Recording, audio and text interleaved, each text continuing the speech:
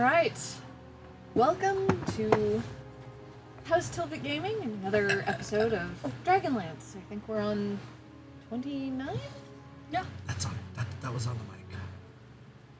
You burped. Question mark? Question mark? Yeah. Question mark, question mark? 29? It is 29. Oh. Then, where we last left our players, they had visited the Blue Phoenix Shrine, brought back information to Dalamar. He gave them a rough idea. How did he finish divining where they needed to go, or where he assumed? He did, right? He did. Okay. And wanted to go with us. Right. Yeah. Yeah. You forgot to mention that we went on Trent Reznor on the Blue Phoenix Shrine. We got closer to God. No. I mean...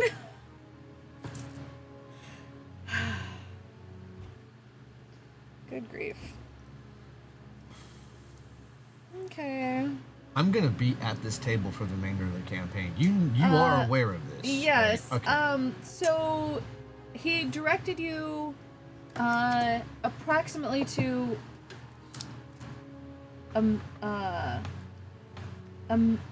area that he thinks that the city is the city of Lost Names is, but he did find another location of power that he was hoping you could accompany him to. And this one was along the coast. Ah, yes.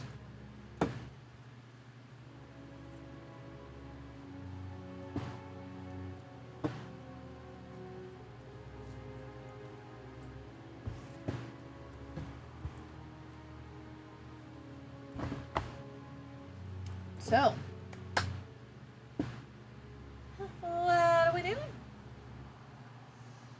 I'm gonna let you guys have a long rest, nice and easy. He needed 24 hours, so he had the 24 hours, but it is evening again. And yeah, you guys were discussing what you were doing. Did you finish deciding?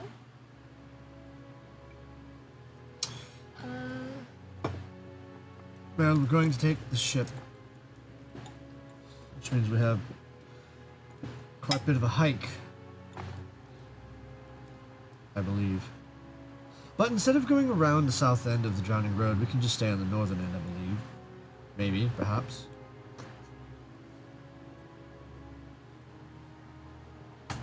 Yes, I think that was the plan. No matter what, we have to make our way back to the Drowning Road.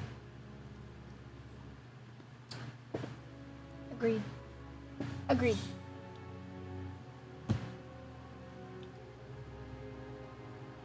Delma, Yes. how did you determine where we're going? I researching my notes and knowing what magic is where and feeling what pulls to what location, and You just used your feelings. I used magic, but if you would like to call it that. What magic? What do you mean, what magic? I don't know what it's called. I'm just feeling along the ley lines and what points where. Well, can you demonstrate for Bobarim and myself? Well, if you were not able to determine what I was doing in the last 24 hours, then unfortunately it may not be something easily taught. I'm not entirely certain how to explain it. You just feel these ley lines pulling into a direction, and you've come up with two directions. Yes. I believe the City of Lost Names that you're after is, up over here, and I feel a great sense of power over here. I send a message to Bobarine while he's saying this, and I ask, "Do you buy this?" I don't buy anything this man says.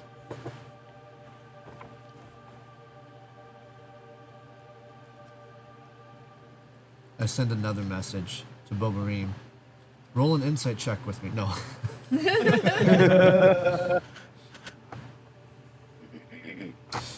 Insight check. He is absolutely earnestly telling the truth. Between his notes and his research and studying. How would I know if I didn't? Okay. Well, if you're doing an insight based on what he's been telling you. I'm asking. I thought that would be a roll. Oh. We don't believe him. Yeah, give me a roll. I'm sorry. I'm like so excited to be like. No, it's good. I mean, tired. It's hot. Do you want me to roll? now Yes, that I want you to now that roll. just for show. I guess guidance. No, I actually want you to roll. Well, I got guidance, so I'm gonna throw a D4 on top of that. For some reason, I thought I heard I don't know. I'm So glad I have that D4 to roll a 9. wonderful. Even with the D4? Wow. It's with advantage, right? Because Bobarine also wanted to roll insight, but I called it first. He did. He did. I sent a message to Bobarine. Yeah, well, we communicated. Okay. Yeah. No, it's a 9. It's a 9. No, he, as far as you can tell, he's telling the absolute truth.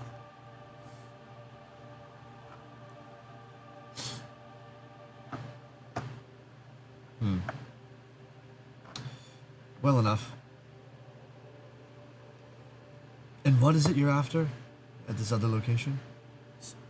Knowledge, more research. Research for what? I'm looking for magic to restore our homeland. Right. I don't... Whatever is You're trying to reverse time. just trying to find magic more powerful to restore the nightmare that our land has turned into.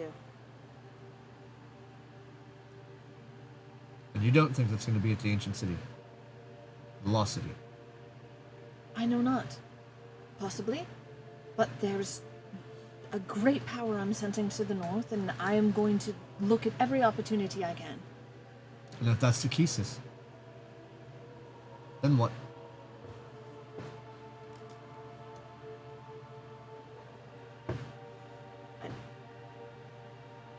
For the record, when we arrive, if things turn sour, I'm going to let them know you're the leader. Oh, lovely. Yes. Ah.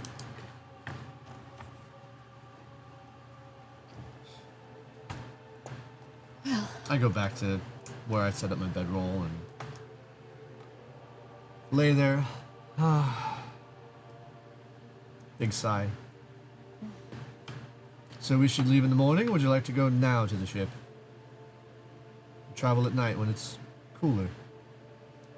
Cooler.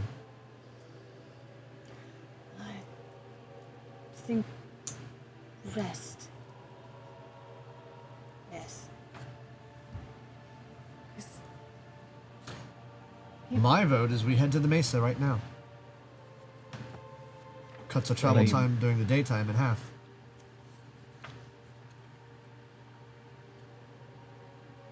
What did Brian say? Same. Same.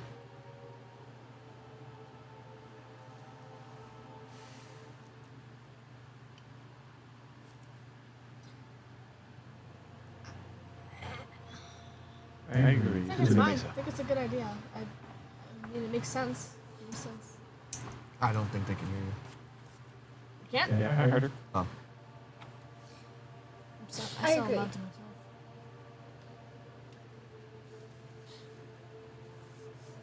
Alamo, you up for a walk? Take about 6 or so hours. We'll head to the Mesa. Maybe, if the DM says it takes 6 or so hours. I mean, what time of day is it now? It's I don't believe it was dark. no, it's early evening. So you could easily take a couple hours, pop over to the other mesa, and work from there. Still get a long rest. Yeah, still get a long rest. Yeah, well, my vote is we'll agree. So, Dalamon, you were outnumbered. Pack your Alright, bags. then. He starts packing his books and packing his bags, and it only takes him a few minutes. And all right, shall we then? In that same time frame, I would be back. Yeah.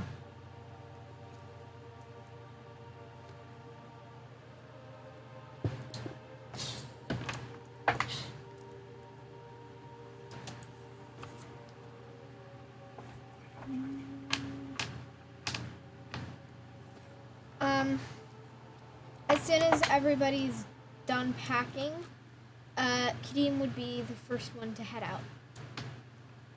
All right. And then as soon as she gets out of the building, if not everyone has already made their way out, she would wait. Dalamar follows, but since he had not gone through the building previously, he stops and looks around and hems and haws about the fact that this was a Sylvanesti burial ground. A tomb at one point, so. But otherwise, follows with no fuss. Kadeem, are you leading? Yes. Is your pike out? Yes, it would be. You would have it out? Yes.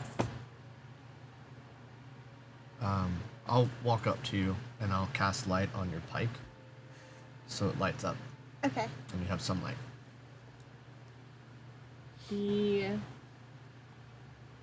As you descend down the crack in this mesa where you had ascended and down into the washes still dry.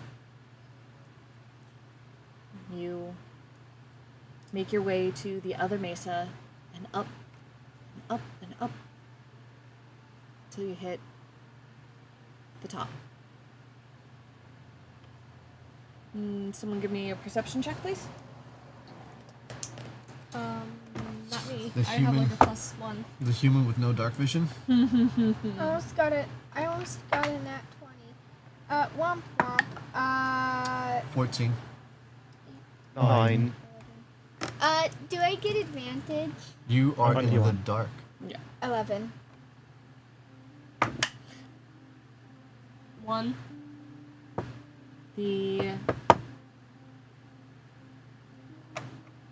The sun has set, but it is dusk. And there's still just enough light. You can see for a decent distance, and everything is quiet and clear.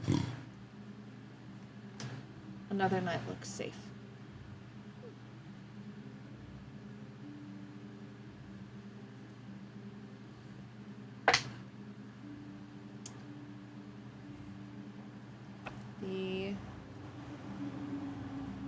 You set up camp. Eat a little, I take it? Yeah. Yeah. Yes. Okay. Long rest. Dalamar falls asleep reading notes. Of course.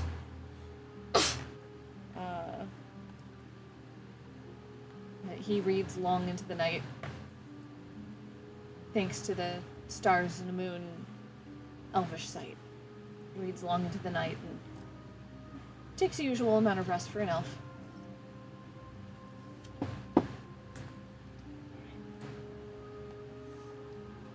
So you wake in the early morning,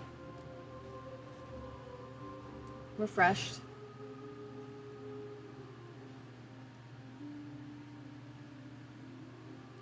Day looks clear as you peek down over the mesa. The wash is still dry.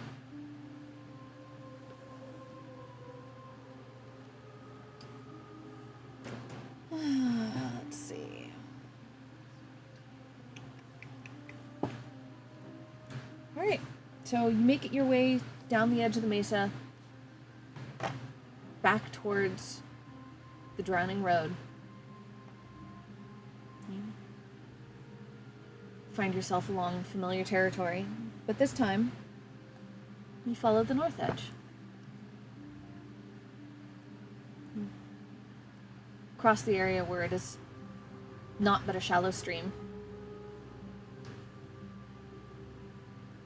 Make your way along the north edge. Toward the end of the day, quiet, nothing flying by, no creatures. It's calm. The only things you see are small lizards and the occasional bird, same as before. Do we see sight of the ship yet? From where we are. Give me a perception check. 17. When you reach the area where you approximate you left the ship previously, you see in white chalk an arrow pointing out to sea.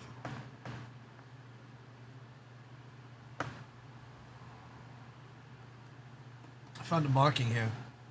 And I point out the chalk one. And it's down on the canyon wall. Someone must have climbed the rigging and...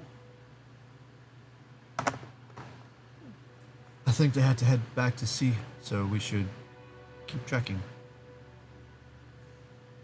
Okay. Yes, let's. What? He said, yes, let's. Yes, let's Oh. go.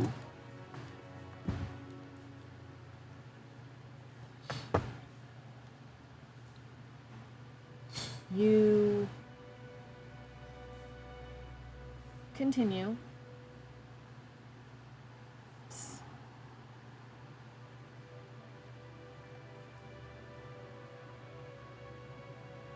Dusk approaches. And you're still following the edge of the the Drowning Road. You see another white chalk arrow.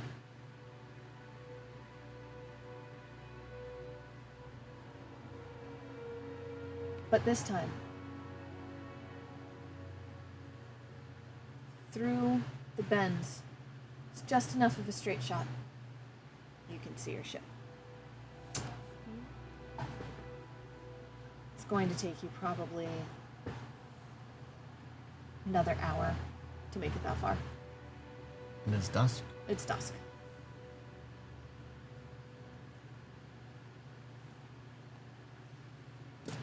Huh. But how long would it take as the crow flies?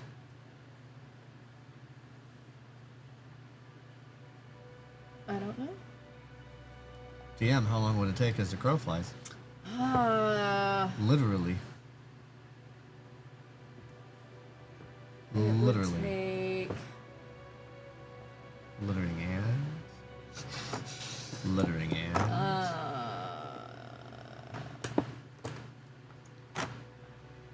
Say the boat's probably An hour on foot. an hour on a windy foot, so it's path. probably about a half mile away. So flying would be really, really easy and simple Yes. to do. Yeah, flying wouldn't be a problem. It'd just take a couple minutes. Because you move a lot faster flying. Kadeem, Yes. how much can you carry?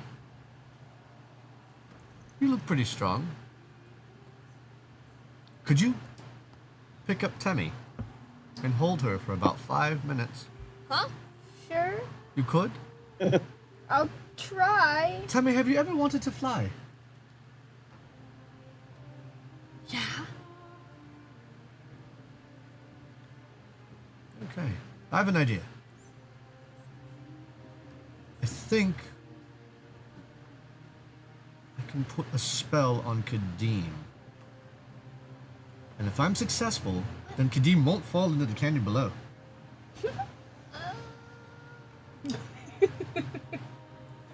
While she carries Temmie. And if I'm successful, then that should mean Boba, you should be able to cast the same spell on your brother. I'll be fine. Can you fly? Not quite, but I'll be fine. Wait, isn't that... Concentration, you Yeah. could cast it on someone else, you just can't cast it on yourself. Right. So if I cast it on Kadim while she's carrying Temmie, and I wait 5 minutes, I can break the spell, or at least keep watching to see that she's made it to the ship, and when she descends, I could then stop concentrating on the spell and then cast it on myself to get over there. I have 3 spell slots. So my idea is that I get them over there with 1 spell slot. I get myself over with the second. Dalamar can fly. Right. Bobarim can fly. Okay. I have expeditious retreat and featherfall.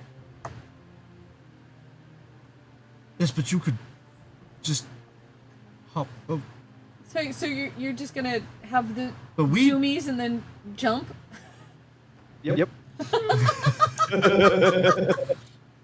are you gonna Mario jump onto the mast and then just? Yep. I'll try. Kadeem is going to try to pick Temmie up. Strength. What? Strength check. It's a weight thing. Temmie is very heavy because of her backpack. It's a. Yeah.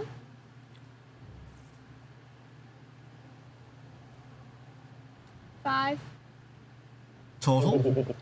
total. What? Backpack is just too heavy. Okay. I Actually, rolled a 2. And I That doesn't make any. Okay. I don't know. What is your character's strength? So we can determine. 16. Jesus. Oh. Okay. It's like 5 pounds per point, I think, on top of what they already weigh. Right. Inventory. Isn't it? Weight carried 141 pounds currently.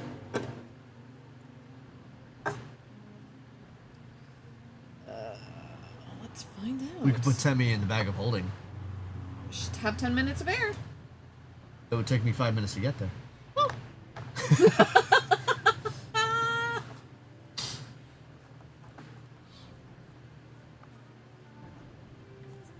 I mean, Well, to hell with it. Carry on, soldier. And as I pat her back, I'm casting the spell for you to fly.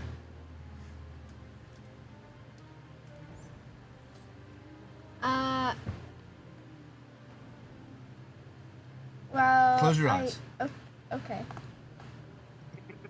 Now, pretend you are a bird. Okay. Now flap your wings. Just Actually. yes, flap your arms. Okay.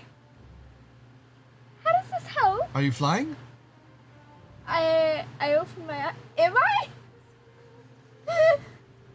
do you believe? I believe. Let me see here.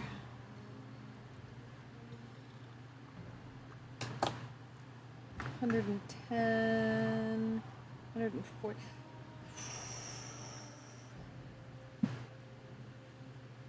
So, strength, you can carry 15 times your score.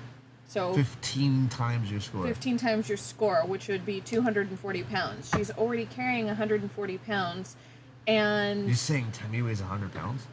Temmie's bag, what she's carrying alone is 110. Jeez. How? Wait, what? What? That's what it. I'm looking What? at. She's rucking 110 pounds? I thought her strength is like -1. No, your strength is 8. That's what the. Well, sorry, I meant the modifier. How are you for it. carrying- I don't know. Is it You barely- unencumbered? What does that mean? D&D Beyond is broken. Okay. You'd be red if you're Because of unencumbered. coin. We're not counting the coin against encumbrance. There's no way. Coin weighs 581. Really? Her equipment, Her Gold is equipment heavy. is 43 pounds. That's what I thought. Okay, that's a little bit better. And her backpack is 67 pounds. No, Out of 30. that's Whoops, that's wrong. Wait, Why are you? 67 out of 30? What? I don't know. Her backpack weighs more than she does. Apparently.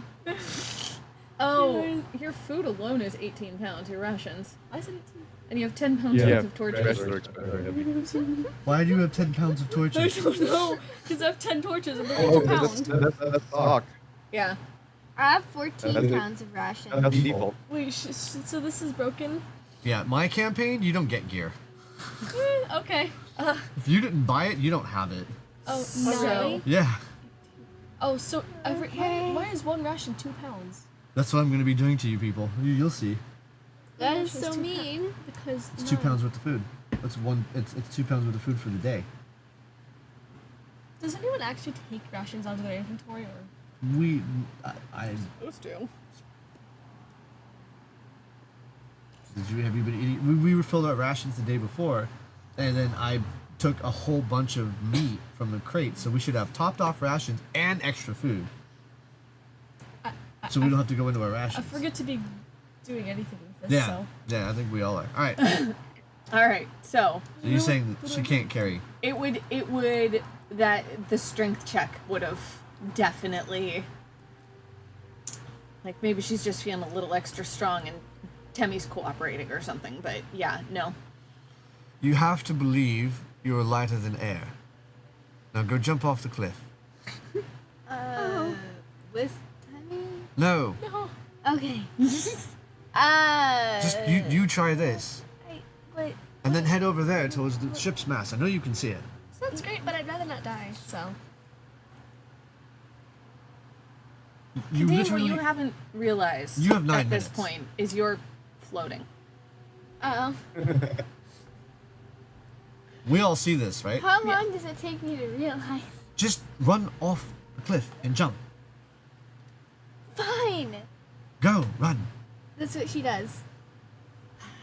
It feels weird when you run, but the magic understands that you're trying to move in a direction, and you take off at the full flying speed as you're running, and so you do run off the cliff and up and along the drowning road in the air. But you're because you're too afraid to try anything else. I shout. Run towards the ship! That's what I'm doing. And I you see this all happen. Oh, sorry. I was gonna say, you see her take off, and you see her run, and as she's running, she's staying at the same level as the cliff initially, but then she starts angling down. She's figured out that, oh, okay, if I want to go to the ship, I need to run towards the ship. And you see her hit where the masts are, and you wait another 2 minutes just to be safe.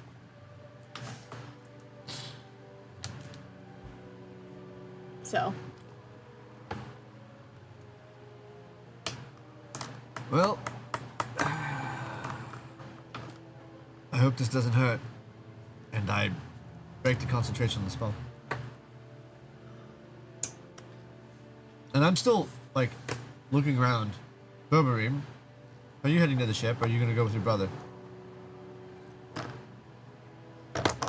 I would have, when Kadeem started, I would have gone up to Temmie and put my arm on Temmie and pointed and said, "Go." And then I cast Fly on Temmie. Okay. Run. She's gone. Sylvie, just to be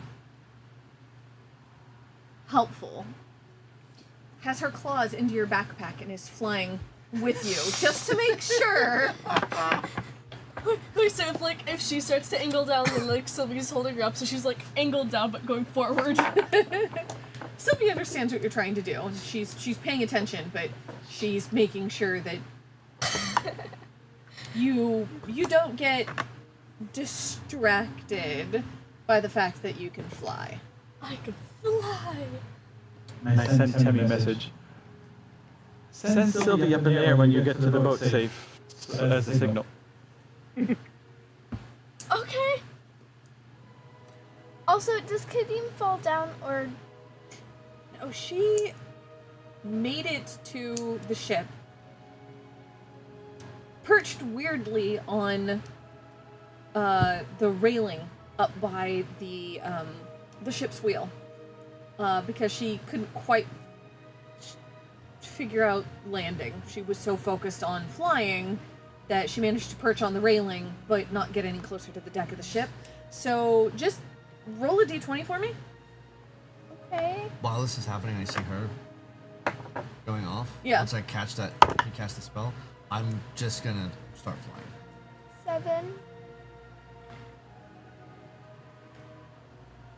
When Kretz drops the concentration spell, you are standing on the railing, but you're not prepared for the sudden shift of weight as gravity again takes hold.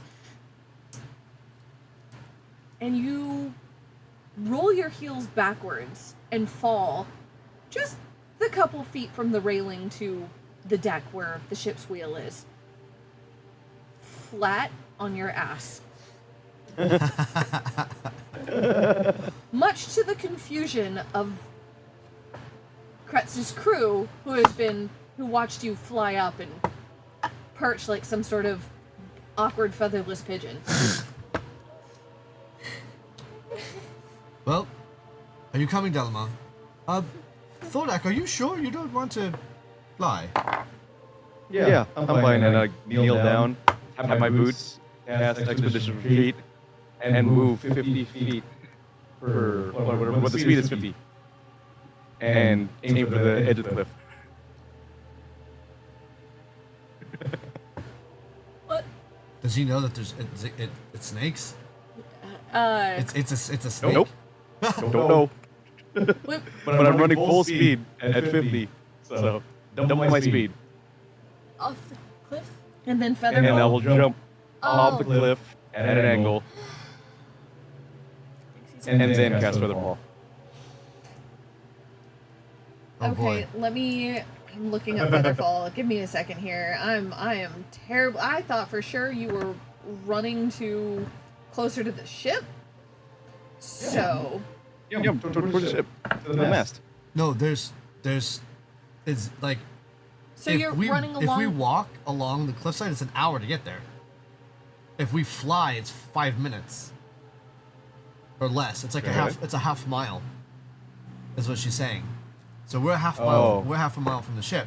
That's why I was saying, oh shit, dude. Like, Oh, I'm still running. I'm dashing. Okay, so you're does he fall? running along the cliff until you get to the ship.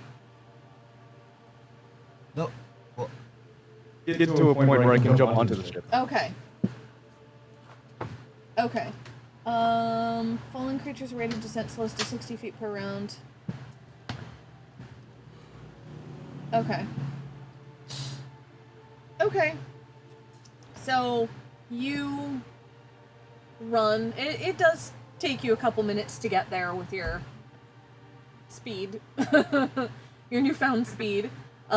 You get to the cliff close to the ship and dive off and apparently cast Featherfall. Yes. And instead of dropping like a rock as everyone who sees this dwarf just swan dive off of a cliff, you fall fairly slowly and manage to... Alright, how are you trying to land? If it's Featherfall, I'll be slow enough that I can look for an open space, maybe see if I can see a Fred, Okay. and land right next to him. Okay. Well, it's 60 feet per round, so you 6 seconds. Yeah. it's 6 seconds, and the ship is probably only 40 feet below the edge of the cliff, so it's a couple seconds. You don't, I mean, you swan dive, you have enough time to kind of like tuck like a diver and try to land on your feet. Yeah. So, okay. The deck is open enough that that's not a problem, but anybody who was looking out for more of the party flying is agape at the dwarf who just swan dived. Dalamar casts flying. Stays with you. Bobareem, do you cast fly on yourself and start? I'm waiting for the signal. Did you send Temmie? Did you send Sylvie up? Yes. Okay. I did. So as soon as you were just describing that, so I was... okay. So yes, Temmie lands just fine. She's very curious she's curious as to how this spell works, so she wants to see if she can land and then take off again. So she flies, lands gracefully on the ship with the aid of Sylvie. Sylvie, thinking, oh, okay, she's down, flies up immediately. Temmie, can you roll a d10 for me? Uh-oh. I don't like that. See, I don't like that. 3. You only make it 3 feet back off the deck before Bobareem cancels the concentration and casts it on himself. So you land back on your feet with no problem. Oh. Don't look at me.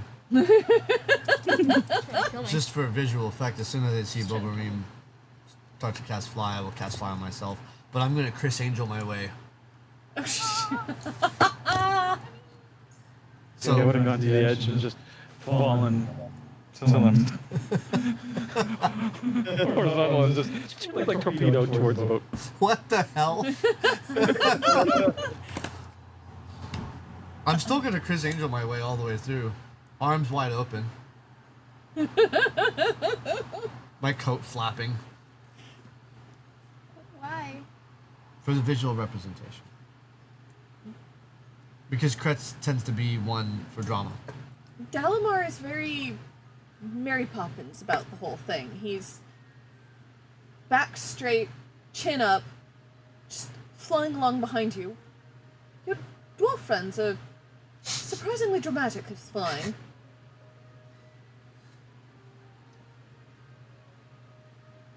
I rather enjoy it. Perhaps you could provide them lessons. They seem to be doing fine on their own and have a bit of flair to it. So you're just doing this while you're talking, and he's just like book clutched to his chest, like very. Yes, no, it's like Magneto just coming flying down, but not as powerful as Magneto, but more as like flamboyant as Chris Angel. Yeah, So I know, I'm saying, I know it's exactly Chris what Angel, you're- like Oh my god, it's amazing. And the other one's just like this. I'm just mind freaking Yeah. in the air, man. Yeah. Yeah. So the two Sylvanesti elves come flying in like Jesus and a prophet. Two freaking missionaries.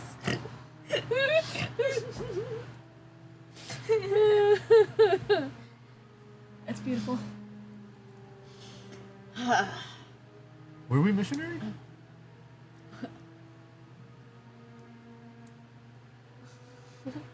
No, I was in a tea. Right, but you're flying in like You said we were missionary. I'm gonna throw a book at you. It took you until the second one. Why did you get that so fast? I don't know. I don't know. I don't get it. Good. Good. Because you're not old enough. Let's keep it that way. Okay. If you understand the joke, it's not. No, it is my fault. Yeah. You all make it to the ship fine. Your first mate, Orisa. Oh. Well, have I got some goodies for you? Well, everybody has suddenly learned to fly, so Only if you believe.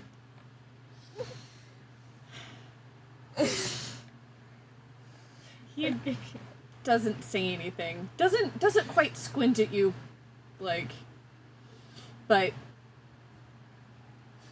is definitely used to your shenanigans. So, Did you want to fly? not particularly, sir. Are you sure? Positive. Now, let us find a table. So I go to the nearest open available table, bust out the map, and I say, here. Okay, we'll follow the coast then. It's gonna be a little bit, it looks like. Couple days? Yes. Yes. Well, I have better news for you. And I open my bag of holding. Actually, you, and I call 2 more of my crew over. Come help Sir. with this. Just reach in the bag and start grabbing all the food. Look at the bag curiously, and It's fine. Just reach in. One reaches in, and reaches in, and reaches in. No, come down. Okay, all right, sorry. I didn't explain that right. We acquired rations from the camp, but they packed crates full of meats. So we have enough here for about a part of a few days. Actually, for the crew. All of us.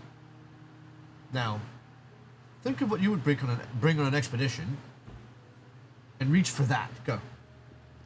Ah, Go.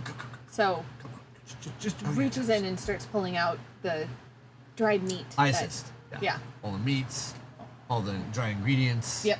All the stuff. Well done. Perfect.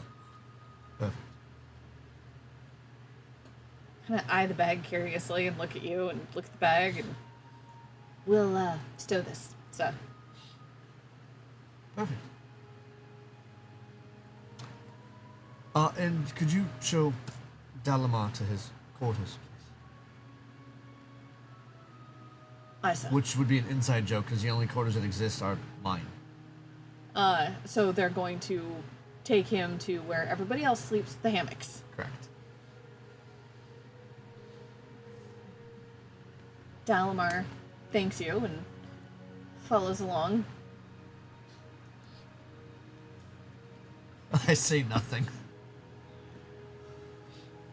I just kind of look at my first mate and just kind of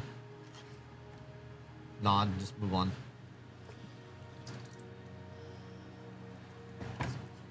I didn't stop on the deck, by the way. Oh, okay. I kept in the torpedo position, straight to the hammock. You flew down and then flew down below deck and then amazing. That is amazing. I love it. You took that flying. I love it. Okay. Yes, very dramatic, the lot of you. All right. Was there any danger while we were gone? Any trouble? Tide's coming in and out. We figured we'd best move to. Did you chart it? We tried, but it was not What were the not intervals? consistent. Really? It would go out in the morning and not back in until midday the following day, and then back out that evening and back in by morning, and then in for an entire day and a half, and it's maybe long term, but I mean, we'd probably have to be here for years to get any sort of vague tidal chart. All right then. Well, there's no rush, so just start heading out. All right, Ayasa. Take shifts. Minimal crew. Let me know if you need anything. All right. And then I rejoin the group, wherever they are on the boat, on the ship. You hear the familiar sound of the anchor and the sails snapping to. And the ship starts to rock beneath your feet.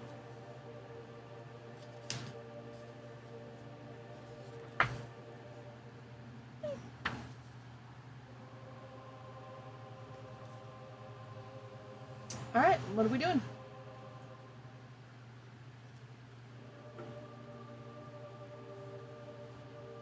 We have had a long, dusty day on the road. It is now evening.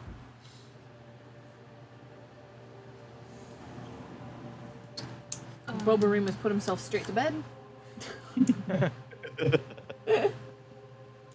Grandpa. Kadeem would I take go- some ration. Oh, sorry. That's okay. Go eat and then head to bed. Okay. We did we already? No. Oh.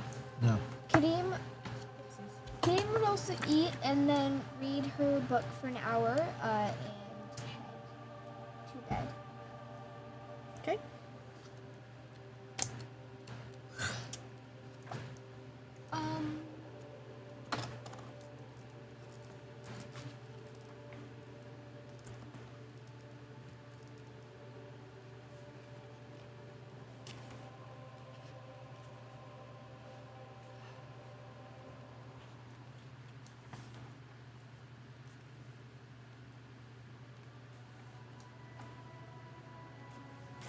Since it's Kretz's crew, Uh-oh. Temmie wants to start introducing Sylvie to everyone like a cat. Hold up, Sylvie. A couple of the crew are nervous. There's a Do I see small, this?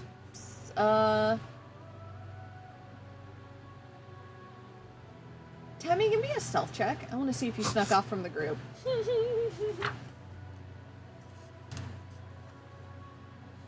Imagine it's a nat 20. It would be. 19. What? What the heck? So while the rest of you are below deck chatting in the common area where the hammocks are, Temmie spirits herself away above deck to start chatting with the crew. So, no Kretz.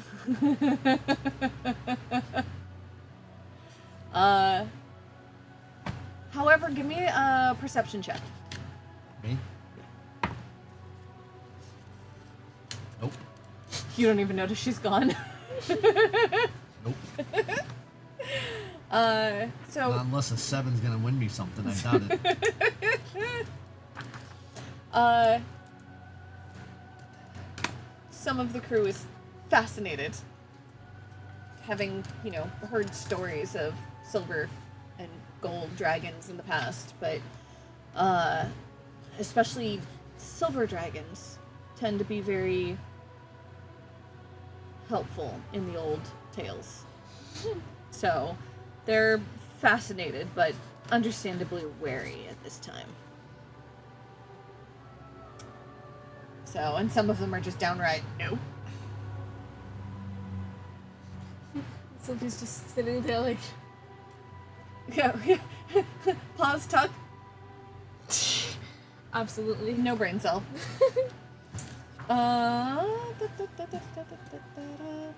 So,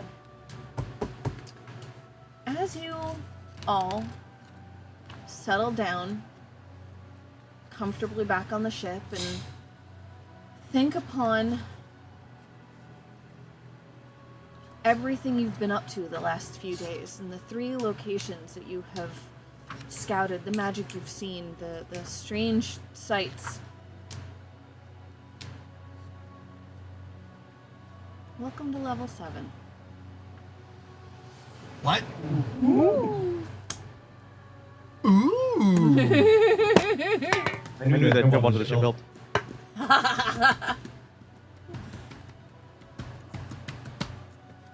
Okay, there we go.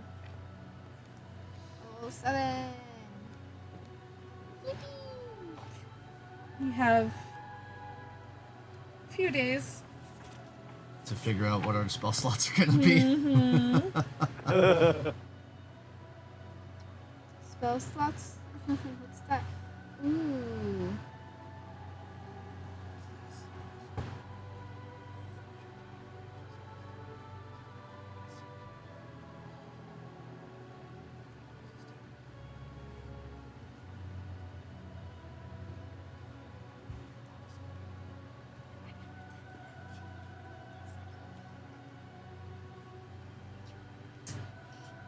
So, while your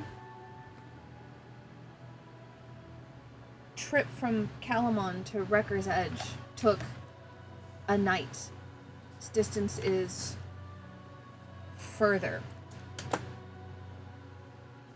And this takes you, let's see, starting at night, one full day, you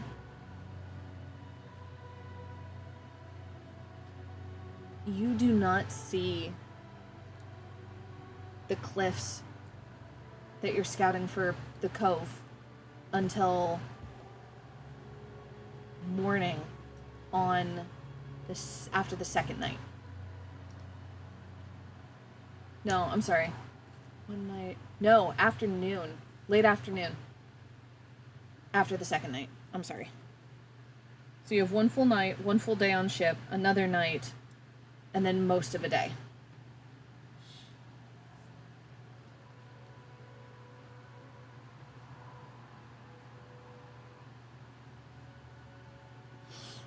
You sail past the cliffs that drink, and then up into a cove that looks safer to land. The cliffs are jagged and steep. So you sail up and into a cove and closer to where Dalamar was.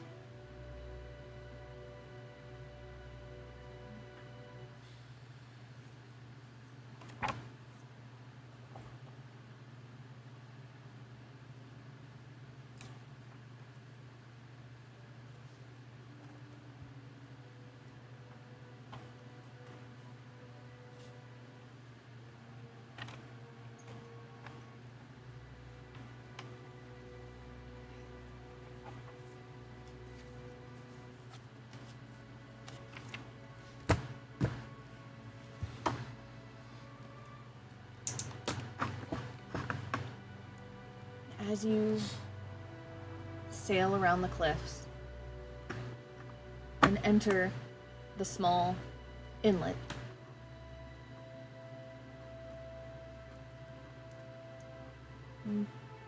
is anyone on deck? I am not. I would be. And give me a perception check, please. Nope.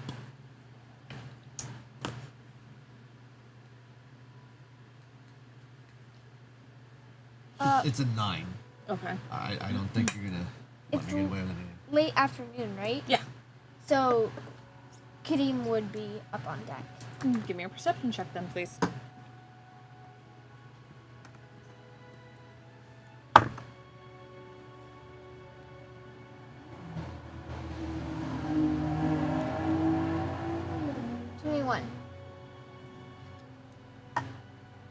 You notice that the cove ahead, so you sail into the entrance, the cove ahead appears to be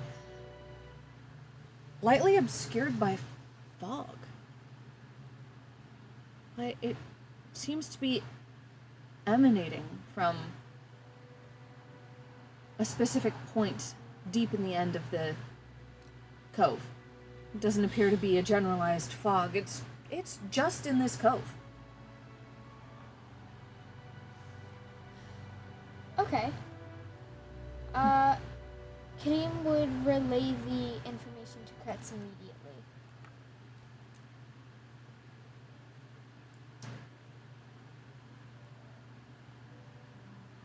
There's fog up ahead.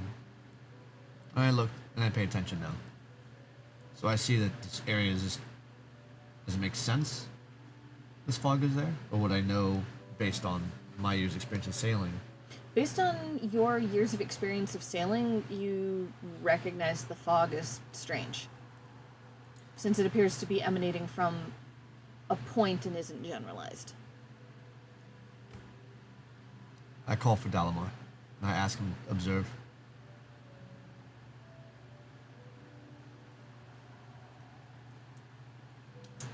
Dalamar comes and stands with you, and yes, I believe that's the area I'm feeling. Could we get closer? No.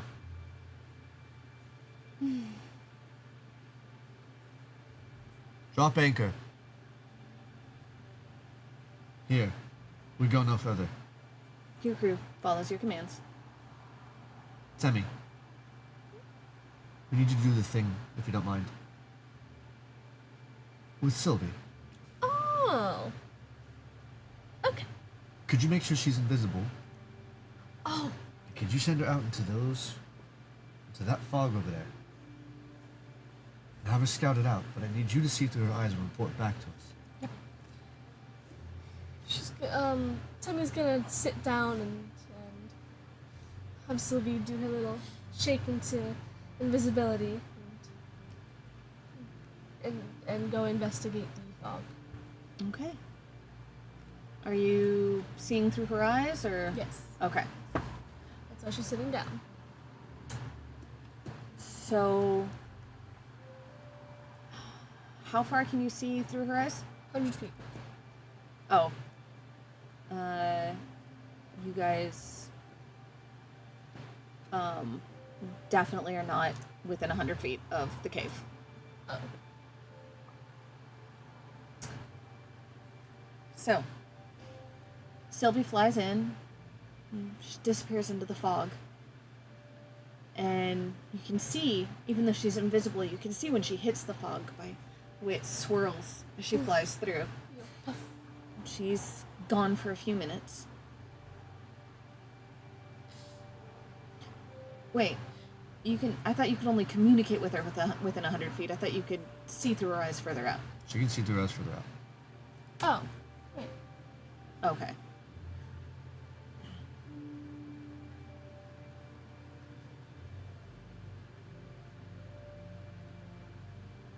It's a feature. Oh, it's a feature.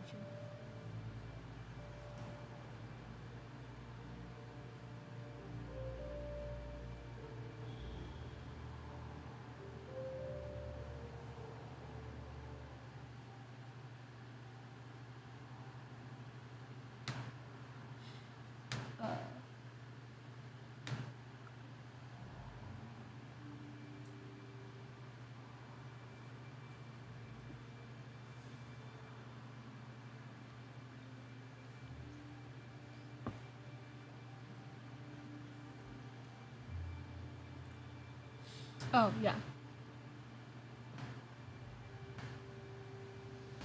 Okay.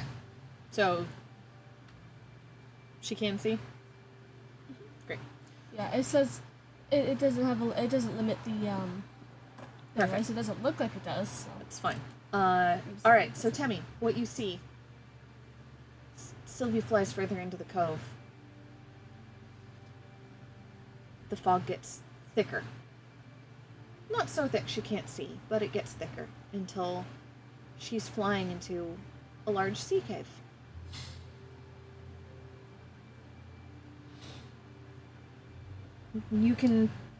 She can tell that the fog emanates from this cave.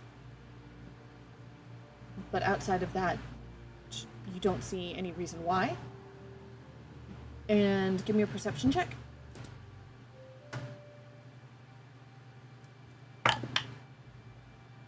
Seven. Yeah. You see no reason why, just that the fog is emanating from this cave. Okay.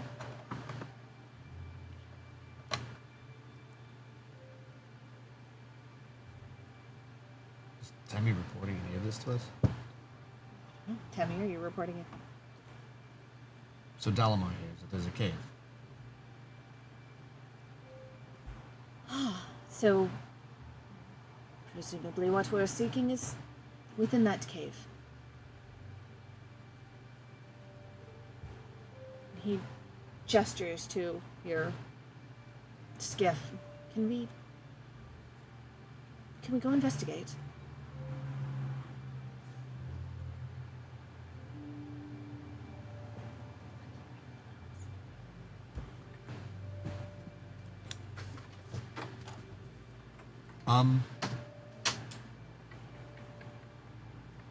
We could sail a little closer.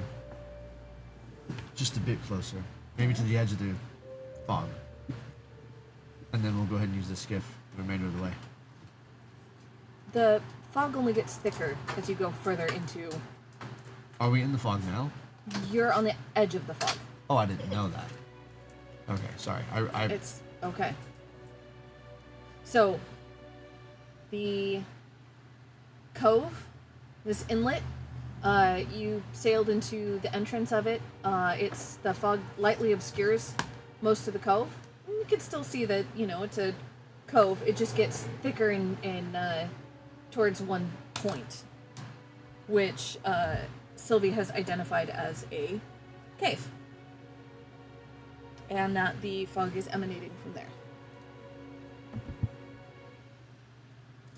Okay. Yeah, we'll take the skiff. Alright. Alright. So everyone piles into the skiff. Takes you a good little bit to row over there. You pull the boat into the rough gravel of a sea cave. The way this cove is protected, the waves are pretty gentle, so it's easy to pull the boat ashore. I'm going to cast Mage Armor on myself. Okay?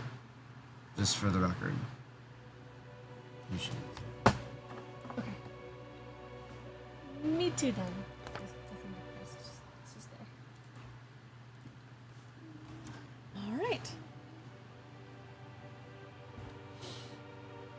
I think this is probably a good time for a break.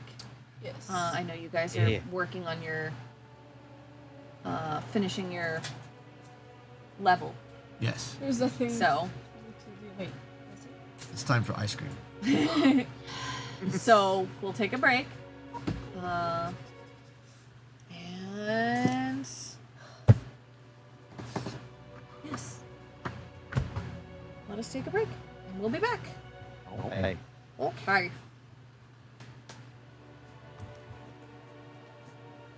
What I miss?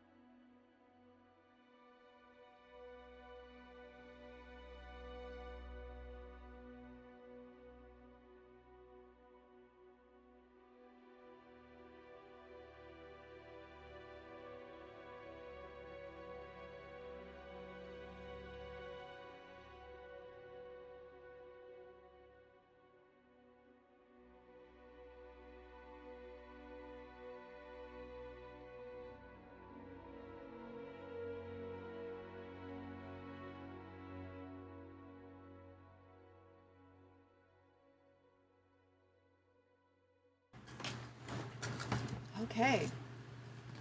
We're back. Oh. Everybody ready? Maybe. Maybe. For some money? Are you ready, kids? Nope. No. All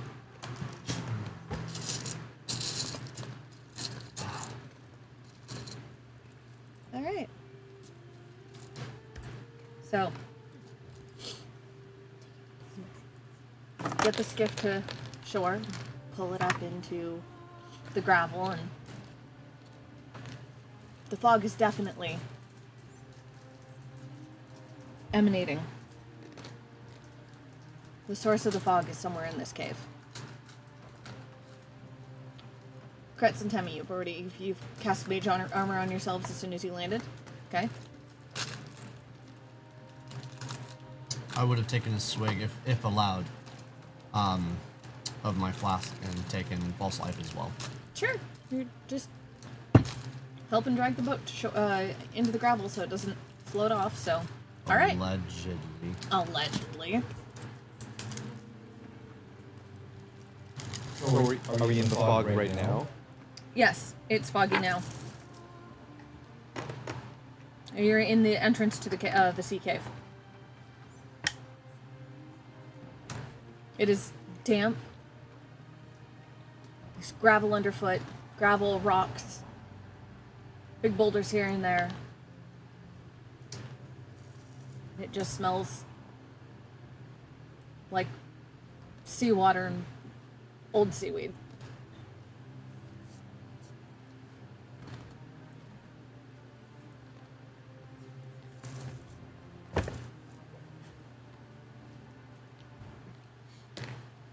I missed it. Did Sylvie say she sees something or nothing?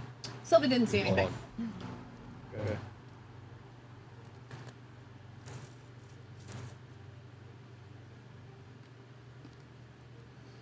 The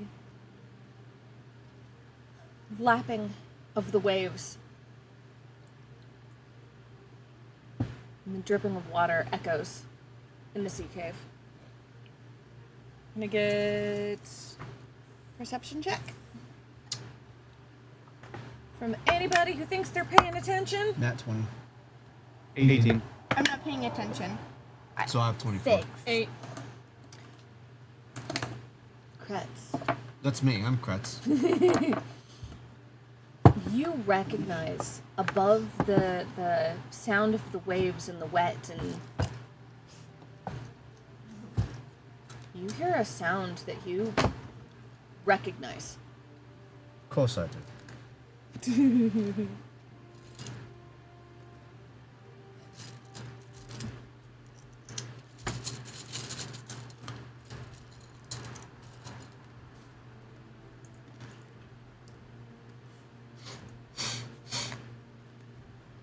a battery for that. Oh.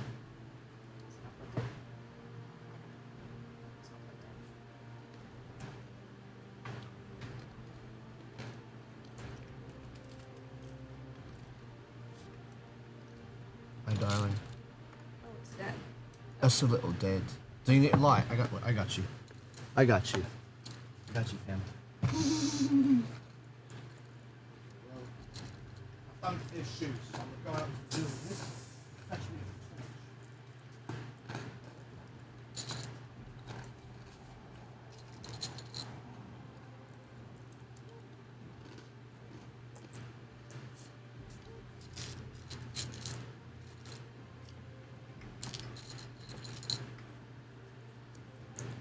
So we're just waiting.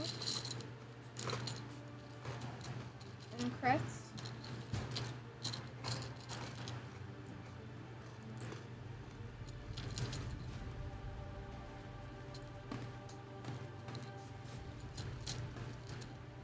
See if that helps. Just put it behind or something.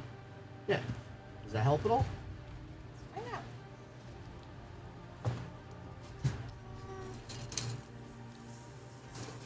It's alright. Only all right.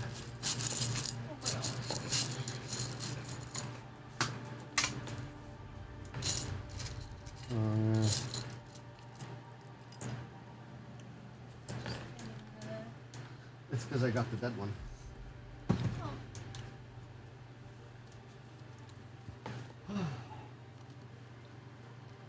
Oh. What the? There we go. What the? What the? What the what? There we go. How the heck? No, how did it get here?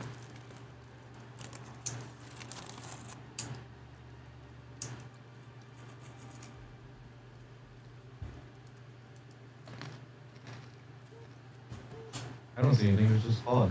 Mm-hmm.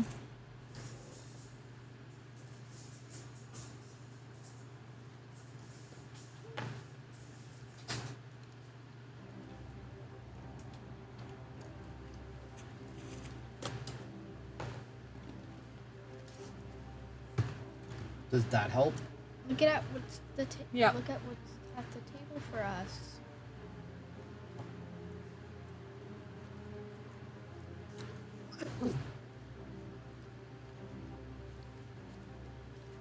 It's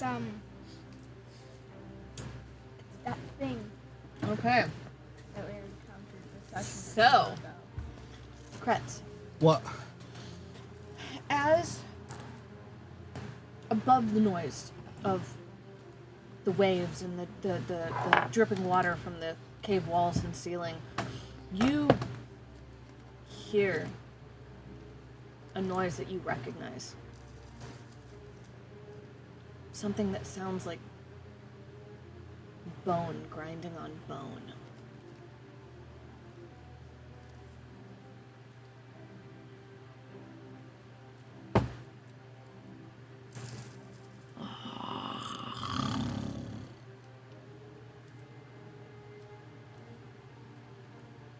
But I can't see it. You see movement just beyond. What is our visual range? Since we're in this thick fog. It's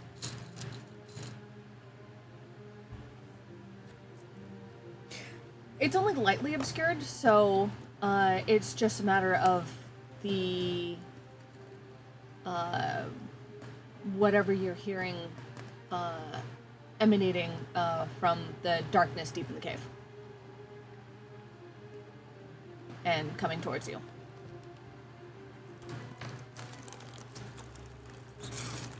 Sorry. How many feet can I see in front of me? So are we in the cave past the fog, or are we still in the fog coming from the cave? Yeah, That's what I'm confused on. The fog is coming from the cave. Okay. The noise you're hearing is within the fog, but it's not super heavy fog. It's just it's not pea soup. So you can easily see, if it was well lit, you'd easily be able to still see like 100 feet, but not far beyond that. And we're dark right now. In my dark vision, I can't see, even though it's 60 feet. With your dark vision, you do see movement.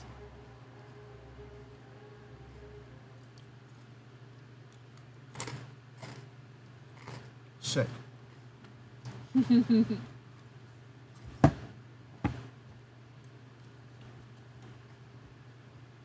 Do I see this too? What was your...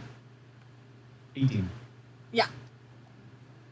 Then I would like to cast Aid, level 3, on Kretz, Tammy, and Bobarim.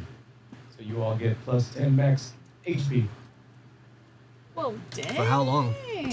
8 hours. Oh, shit.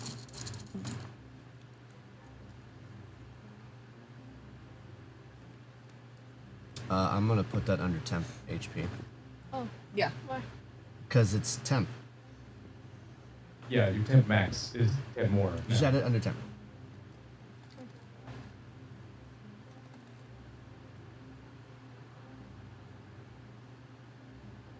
I know it'll go away if you get hit, but just remember to add that 10 back later. I just don't want to... Actually, yeah, it should be fine. It'll be okay. Okay. Let's try it that way.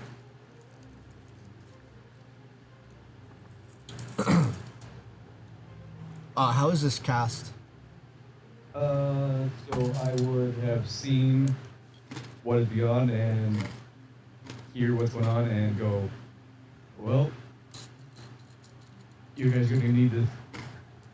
And I'm just gonna pull on my pendant and say, Riorik's help. And cast 8 on Yufri. I'm going to cast Sacred Flame at the movement in hopes that it can light it up. And I don't know if this thing sees us, so it needs to make a Dexterity 15 saving throw.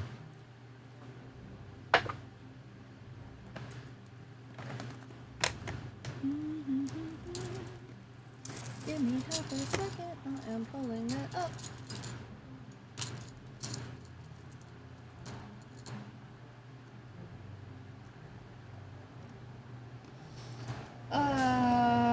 Ooh, it fails.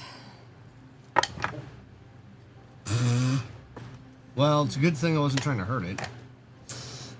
Go ahead and roll initiative for me, please. Sure, so that was a 3, but my goal was to use the Sacred Flame, the moonlight, to just give me a flash of light so I can see what's happening. In that flash of light, even though that light brightens the fog, you get a very clear view of a wolf-like Ankylox stalking towards you. Was it the one we saw? That one was bear-like, but only Krut saw it, so. God dang.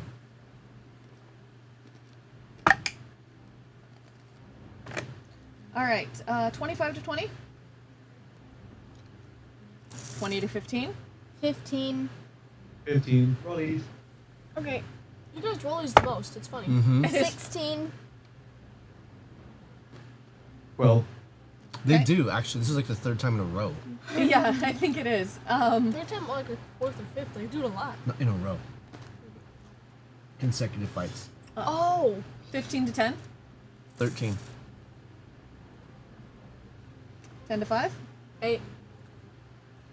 And 5 to 1. 3. Ooh, a whole 3. Okay. Whoa, relax there. We don't need you in the fight right now.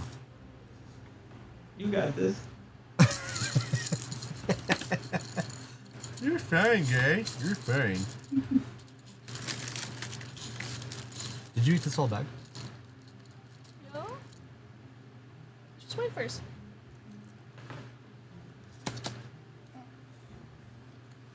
Yeah, ice cream. So, you get the flash of a huge wolf-like Ankylox. You said your Sacred Flame did 3? 3. 3, the magic number. Wait, how far away are we from it?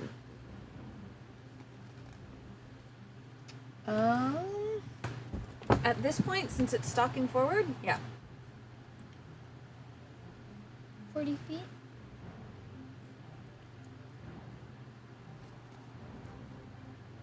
Can she see that? Thanks to the flash of your Sacred Flame, yes. She knows now what she's looking for. And now the light coming in from the entrance of the cave is flashing on the bones.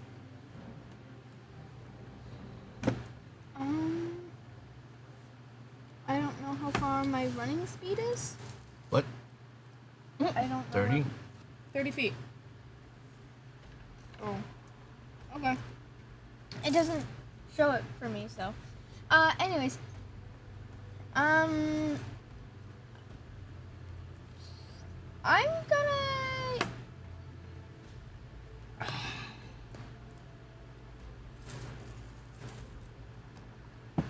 Okay. Oh. Oh, okay. I'm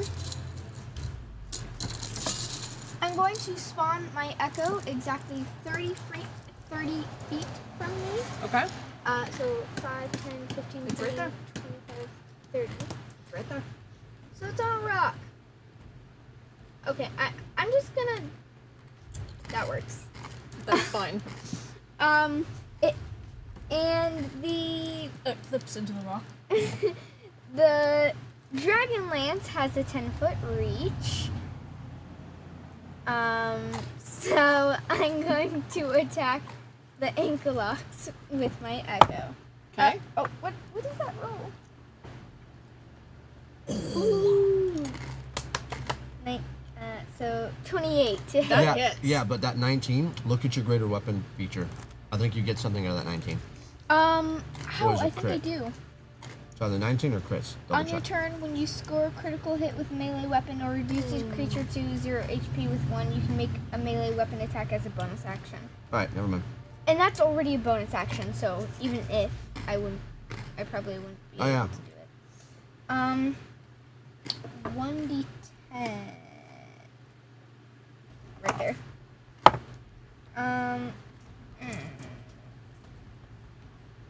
Math. 11. And so for my second attack, 28 again. That hits. 8 plus 6, 8, 9, 10, 11, 12, 13, 14, 14. Okay, so what was the first one? 11 and 14. 11 and 14. Okay. So 25. Did you do that? Mm-hmm. And that would be... Yeah, that'll be my turn. Oop.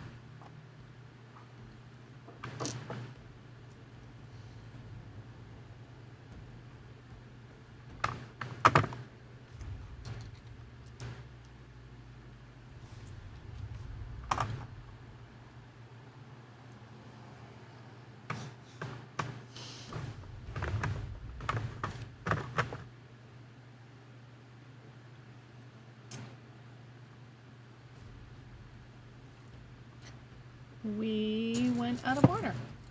So What? you had essentially a surprise attack because you flashed the light on it. Yeah. And the Ankylox's initiative was actually higher than yours. So you're first up. So I'm still gonna count that. You know what? I'm gonna count the Ankylox moving forward far enough for you guys to actually see it and reach it as its turn.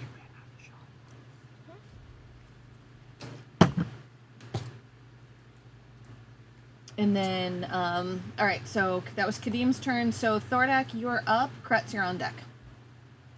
Alright. Fred and I, full 25 ahead.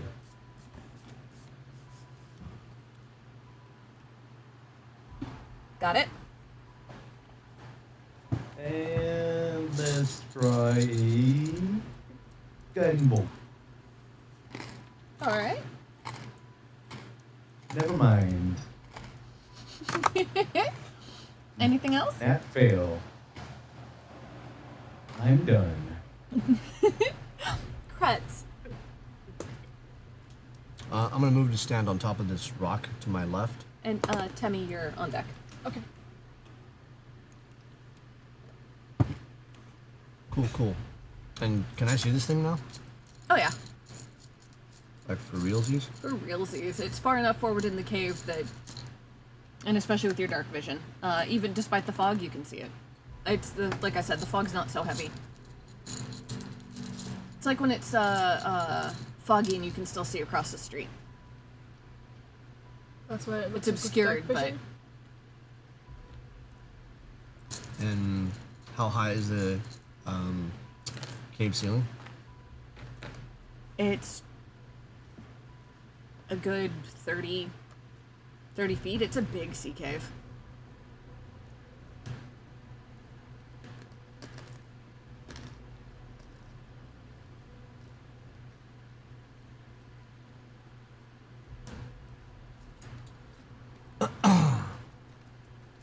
Okay. I'm gonna need the creature to make a con save. Okay. 15. 11. It's blinded. I cast blindness on it, Okay. and this will last 1 minute. Or at the end of its turns, yeah. So at the end of each of its turn, it can make a con saving throw to shake the spell. On a success, the spell ends. So for now, it's blinded until the end of its next turn. That's my move. Okay.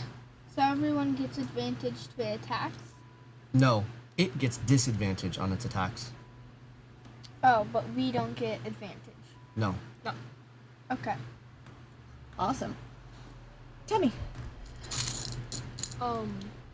She's gonna step out of the boat and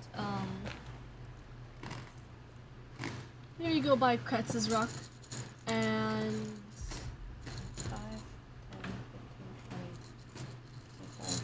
You've got 30? yeah, yeah, Okay. and she can get past the echo, right? What? Yeah.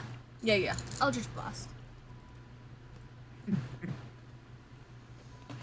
I still can't get that meme, the Eldritch Blast, the bird calls. Mm-hmm. Every time she says Eldritch Blast, all I hear is "Pew!" That's what it sounds like coming from Tammy too. 1 crit and which is 26 and a 14. The 14 does not.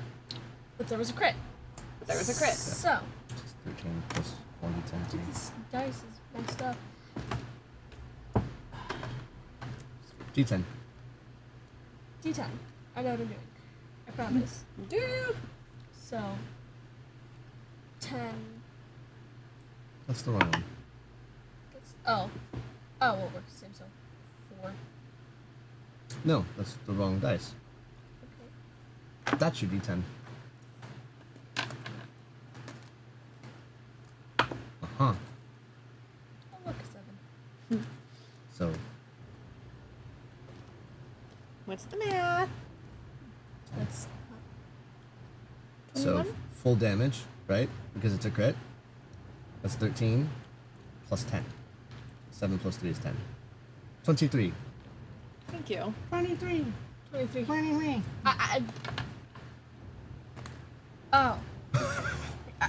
I don't know why I'm slow at math 23. right now. You really went into full Timmy mode. Tammy. Timmy. Is that your turn? Wait, I was supposed to hex it. I'm gonna hex it now. I can just see Tammy going, "Did you? Oh wait." Yeah, basically. Huh? I didn't say anything. Exit with a constitution. Oh, right. Hexing it with the Constitution. Okay. We're just gonna.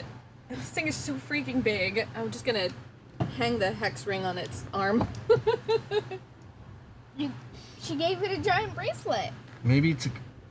Never mind, it's not that kind of ring. I mean, this is a huge creature. So, is that your turn?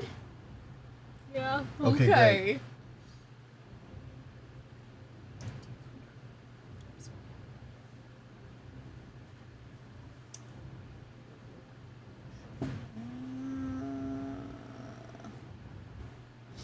Dalamar, seeing this, Oh, yeah. Oh, yeah, he was he's here here. too. just steps to the side of the boat and steps on a rock so that he can see above Thordak's head easily and sends a firebolt at the Ankylocks. What?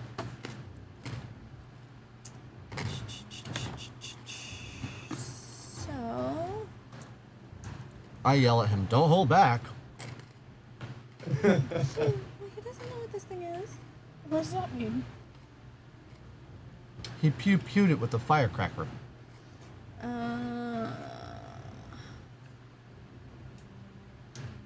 Yeah, we do have real spells. Don't you have that though? Yeah, it's a cantrip. Ranged spell attack is. So you want to open with a cantrip instead of a big spell to do big damage? Oh, I thought that was a big spell. A cantrip Yeah. is free spell, no slots. It's your baby He spells. missed Ow. terribly. Oh, wait. Plus 6 to hit. Oh, he's still. I yell at him, try getting out of the boat. He did. He Oh. got out of the boat and stood on a rock, so he could even make sure that he didn't hit Thordak by being able to. Where is he? Oh, that's him? That's him. Bubberine. Right outside the boat. He has a really nice coat, doesn't he? Yes. I'm gonna take that from him. It's a robe. It's not a coat. I'm gonna take his robes. That. Bulbarim. Funny. I'm gonna look at this creature and cast Mind Sliver. The Okay. Tell me. What does it do? It's a cantrip. What the? What the You hell? hurl it. Oh, sorry. You drive a disorienting spike of psychic energy into the mind of one creature you can see within range, which is 60 feet. The target must succeed an intelligence saving throw, or it takes 2d6 psychic damage and subtract 1d4 from the next saving throw. Wow. Oh. Plus the con hacks. He's keeping it blinded. Wow. Okay. This is what teamwork looks like. All right. So read that spell again. I gotta. So, disorienting spike bind into its mind. 14 intelligence save. No. Not in the slightest. So He take- rolled. I rolled. Yeah. Not. I It rolled did two not. ones. So he takes 2 damage, but you have to subtract 1d4 from your next saving throw before the end of my next turn. Okay. The whole Oh. 2 damage. It's so precious. He's got 5, excuse you. With my 3. Oh, wait, no, and the Eldritch Blast for 23. Anyone counting, that's 28. Okay. Wow. Is that your turn? Yep. Are you still standing in the boat? Oh yeah.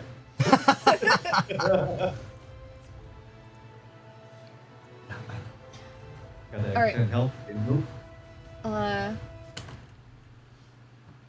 The Ankylocks blind,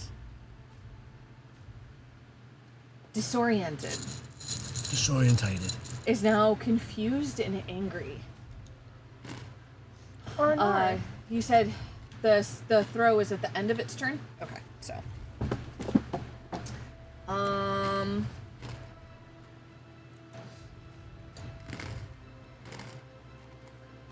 It's shakes its head and turns vaguely in the direction that it saw Thordak. With disadvantage. Plus a d4. Plus a d4. Minus from its roll.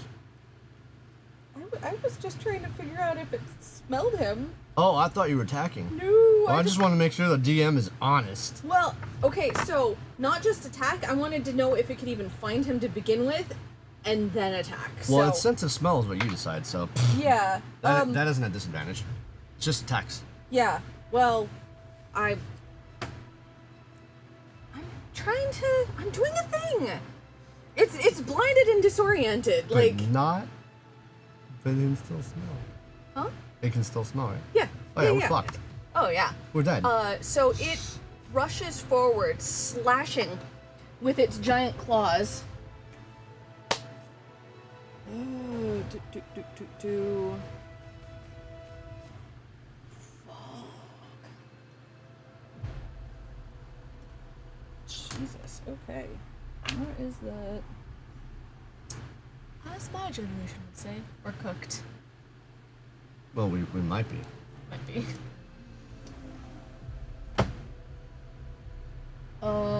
And you said it's got a -4? One D4. A D4. Yeah. Well, I actually rolled a 4, so... okay, the first was an 8 to hit, which I know doesn't... I know that doesn't happen! But that's on saves. Oh, it's just on saves? Oh. Oh. It still doesn't hit. It still Oh. doesn't hit, it was only a 12. Still disadvantage on that, and then, okay. Okay, so then... Okay, now I can actually roll the right dice. Wow. Another 12 to hit. Nope. And its third attack. I can Very keep nice. it in the tray and not bounce it all over the place. Is a 26 to hit. That's with disadvantage? Oh. Oh, it's got So it's blinded. It's still blinded. So the attacks are with disadvantage. Okay. That last one has to be with disadvantage. Oh, okay. Well, I rolled a 15. So I rolled a 16 the first time for a 26 to hit. I just rolled a 15 for a 25 to hit. I mean, it's pissed. Out of 3 swipes, it's gonna hit something. That's... Well, the last time... Claw attack. Swipe, swipe, and lunges forward. And... its exposed, spiked, bony rib cage opens up to ensnare you. Yeah, even if I can't feel the hit, it meets. So I'm gonna I'm sorry, 25 meets? 25 meets if I hit cast shield. What? So I need you to make a strength saving throw, please. Okay.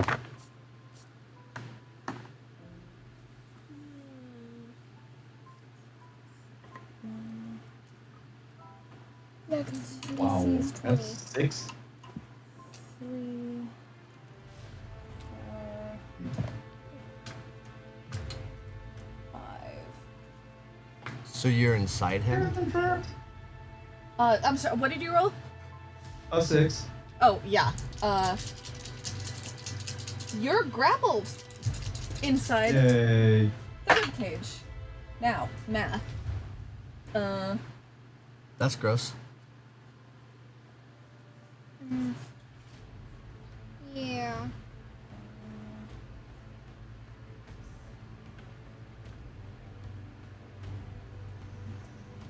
+21 plus 6. For 27 piercing damage. Okay.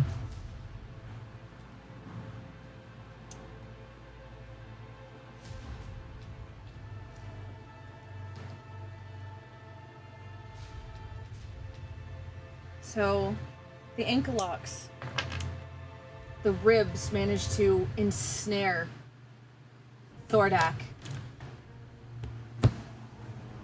And it roars. So now it can't quite figure out where anybody else is. Did, did you save? Did you roll for a con save? Oh, now the con save. So con save, disadvantage, plus a d4 negative. Con save is disadvantage, you said? Shit.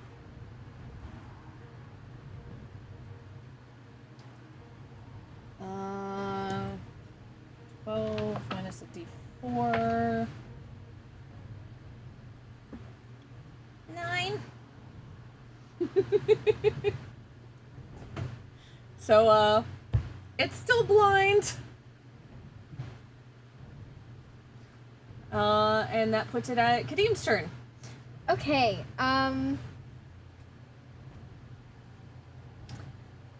seeing Thordak get trapped, We're just gonna scooch you into the... like, can you still see Thordak, or is he? He is within a prison of spiked bones. You can see him. Okay. Yeah, Kadeem is not happy, so she is going to make an attack with her Echo again. That is that's 19.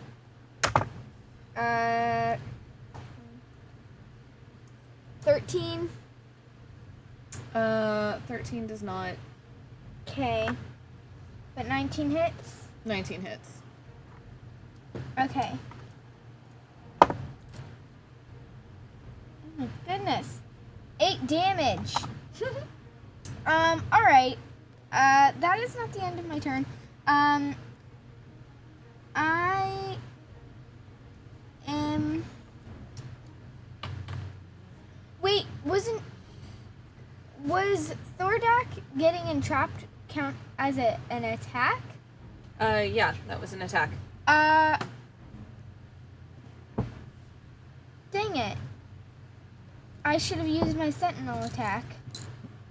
Too late for that now? It only just happened. I'll allow it. 8. Only because you're the But- turn after the ankle locks. So, It's 8 Sentinel attack is within 5 feet or... Oh yeah, you know you're yeah, he wasn't you're 5 feet from you. You're 10 feet away. Right, okay, Your never reach mind. might be 10 feet, but Sentinel only works within 5. Okay, then never mind. Unless she says otherwise. Right. Because you have some contradictory rules here. So she would have to determine whether you're allowed to do that. So I want to make sure you know the baseline rules. Now you can ask the DM if Sentinel would still work because your lance allows you to do 10 feet range instead of 5. Would that? Because you don't oh, have a natural 10-foot range. You only have that because of the weapon. Right. So if you're making attack with the weapon, that's one thing. She may rule it because it's not a natural feat. So don't assume you can just go, oh, I have 10-foot range, I can go. You have to make sure you clear it with the DM. Okay, Yeah. You because get it? right here it looks like I was 5 feet away, so Yeah, I know. like I completely. Yeah. I know, Okay. but you made an attack initially from 10. Because you went as far as you could. Right. Okay. And all you had to do was turn. It was still within 10 feet from you. And also, Thordak was not within 5 feet from you either. So, nothing was 5 feet from you. So, no. Okay. Is that your turn? No. I'm going to use Unleash Incarnation. And that does. I can heighten my Echo's Fury. Whenever I take the attack action, I can make one additional melee attack from the Echo's position. So.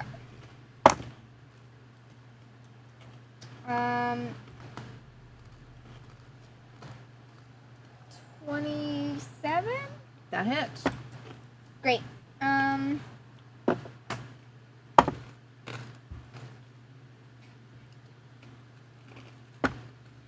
15 damage. Okay. And Kadeem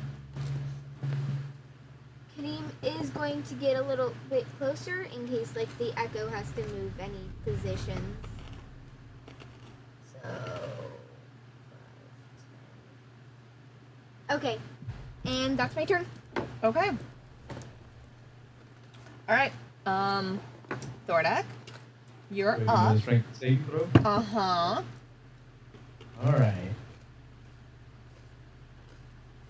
Oh, it was like on 17, but it's 10. You are still grappled. You're restrained. Okay. I should say. Kretz, you're up. Temmie, you're on deck. Alright then. Let's see what this does. So I am going to bonus action and yell the command word lilt as I take my wand out and make a slashing motion to draw the sword out, and it works. Draws on its own. It's in the air, and then I strike at the creature with the same action. Okay. So the sword's flying to... Sword's flying to, so it's what that'll be 1d8. Okay. And then I'm going to also cast a chaos bolt at it. Oh Holy shit. Okay. So that's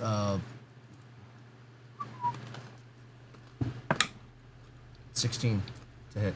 That hits. Ooh, actually it's 17, but thank God. Okay, good.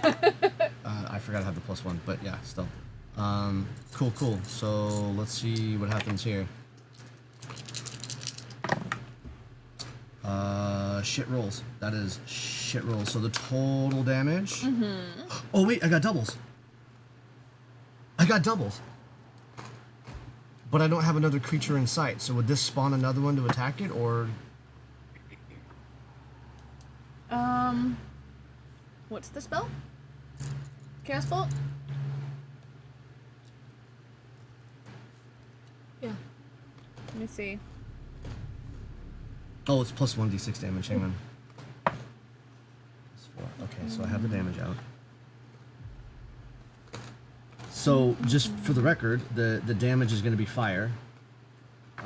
If you roll the same number on both d8s, chaotic energy leaps from the target to a different creature of your choice. And it very specifically says a creature can be targeted only once by each casting of this spell. Yeah. That's the first time I got doubles on that spell. And I can't. Oh, that is dumb. All right. Anyway, total damage is 12. Okay. What type? 6 of it is fire damage. I'm sorry. 10 of it is fire damage. 2 is magical slashing. Okay. So 8 damage. Is that what you said? What? 6 fire and 2 magical slashing? 10 fire. Oh, 10 fire and 2 magical slashing. It's 2d8 plus 1d6 for the Chaos Bolt. Okay. And then it's 2 for my bonus action for the sword, which I have 3 more strikes with it before it comes back to me. Okay. Okay, is that your turn? That is my turn. Tammy. And then it's Delamar. She's gonna try casting Ray of Sickness on it this time. What?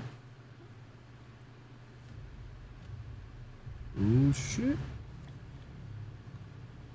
So, let me roll for that. I'm not using my weird dice that won't work with me. I'm gonna use this good one. Oh, 21. That hits. Let's see. Hex adds as d6. So 8. Give me 1 moment.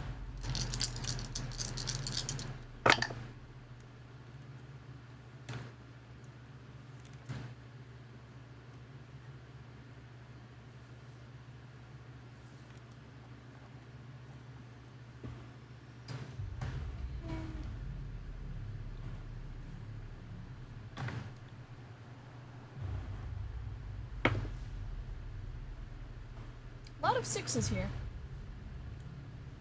22. Dang. And, so, 6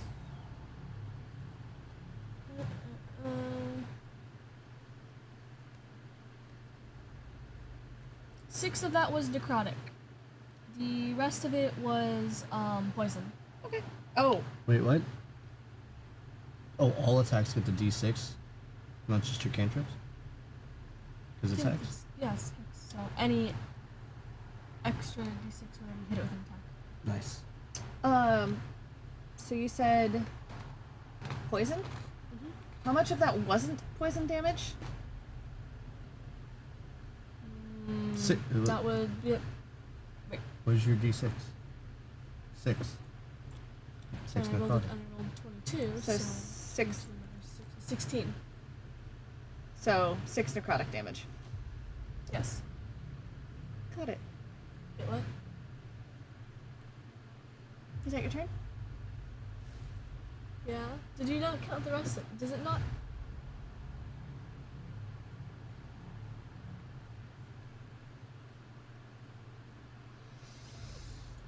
Oh. Never doing that again. Every time I use Ray of Sickness, it never ends well. The The ray hits it. Doesn't seem to have terrible much effect on it. Dalamar.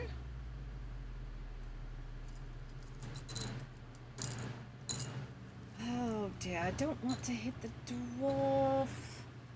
Alright.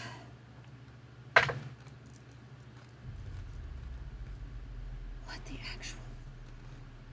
Dude. Dalamar can't hit the broadside of a barn even with magic missile. I knew that already. Wait, what?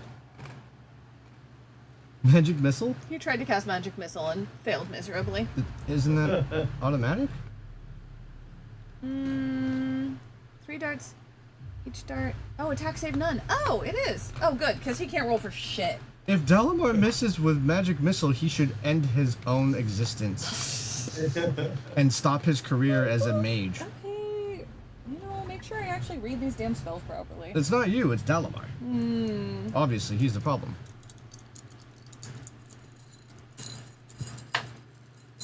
Alright, so we have Undo Claw. Any child can cast magic missile. 8, 9, 10, 11, 12. Alright, so Dalamar did 12 points of damage. He looks infinitely relieved that he does not hit Thordak. Let me tell you. Bulbarame. Taking a deep breath. And exhale. And cast fire. Oh, Fireball, you I said? thought I was gonna fart. Oh yeah. Oh. Where's Thordak? Oh. Thordak is inside the ankle locks. Okay. I'll be alright, bro. yeah, but He will.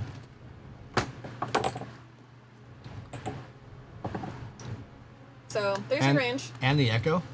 The echo's gonna be gone, yeah. Go. No, it's Wait. not. He has AC breath 7. sculpt the spell perfectly. When I cast an evocation spell that affects other creatures that you can see, you can choose a number of them equal to 1 plus the spell's level. Spell level 3, so 4 creatures. The chosen creatures automatically succeed on their saving throws against the spell, and they take no damage if they would normally take half damage on a successful save. Yay! Okay. Alright, so what you got for me? What's your roll? Well, you need to make a... Dexterity saving Dexterity throw. saving. No, you. Oh. Dex 14. Let's see what I got. For your echo. Okay. Dex 14, you said? Mm-hmm. Oh, shit, 17. Mine does Minus your not. 1d4. My Oh, it's evil. my echo doesn't make it. Oh, cocked. Oh, your echo's fine. right. 17 minus 3, so 14. Wait, echo's fine. Oh, means. But you totally. I was wrong. So the damage was 35. So halved.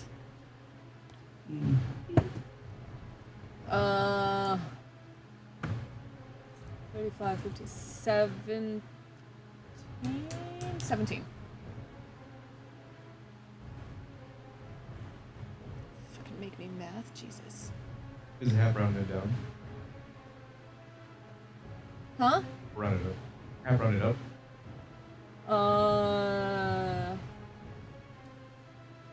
Oh yeah, I should have made that 18. It would have rounded up. All right.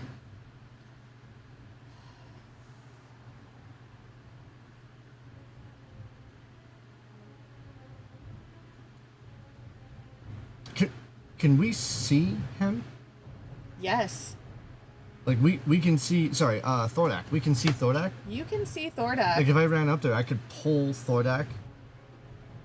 Like I could physically grab him and pull him. My little hand sticking out. You could probably. He's so basically he's the barbed rib cage of the ankle locks was has snapped shut around him.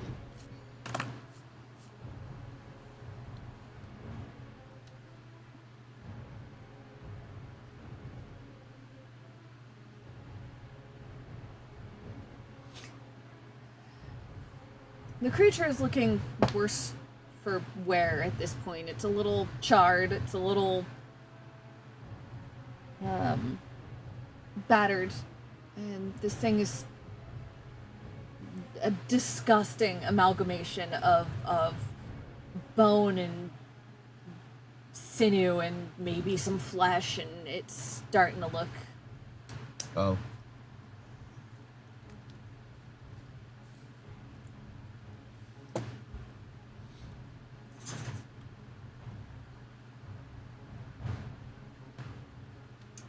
So Bobaroon, that was the fireball. Was your turn? Yep, that's it. Okay. And now no longer has that minus 1d4. Okay.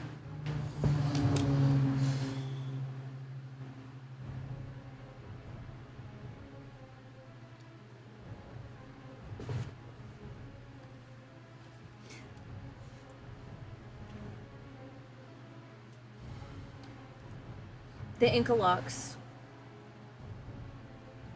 takes a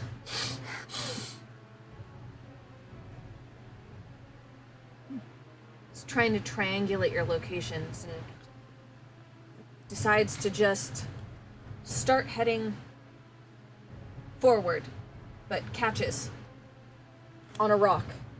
It stumbles trying to figure out how to get over it. That is its turn. How far does it move? Or was it? 5 feet. I just can't move it because of the actual rocks in the way. Okay. Does it attack the rock? Concentration save. Constitution save, you said? Mm-hmm. Constitution save. I thought you said concentration. I did, actually. Oh. With disadvantage. It's still hexed, right? Oh, it is still hexed, and it doesn't even need to bother with disadvantage because it only rolled a 6. Do it for humiliation. No, I'm kidding. I want to humiliate this creature for hurting my friend. Ow. I'm kidding. I'm kidding.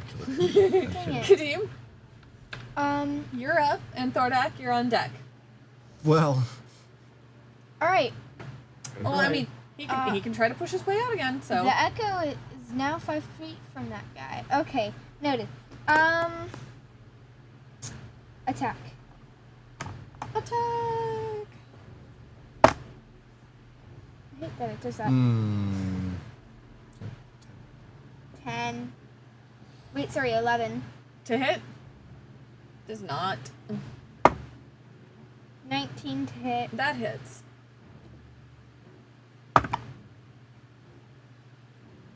8. And that really sucked. it's almost done. Huh? It's almost down. Twice big stuff. That's gonna have to be the turn. Okay. All right. Thordak. Try again. Kretz, you're on deck. Nope.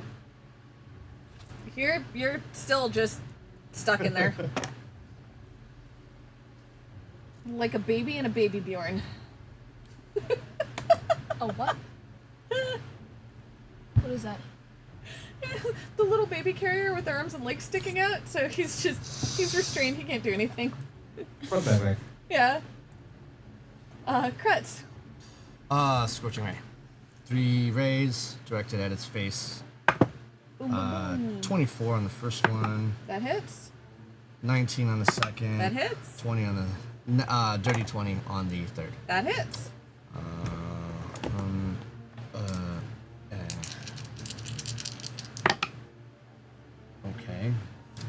12.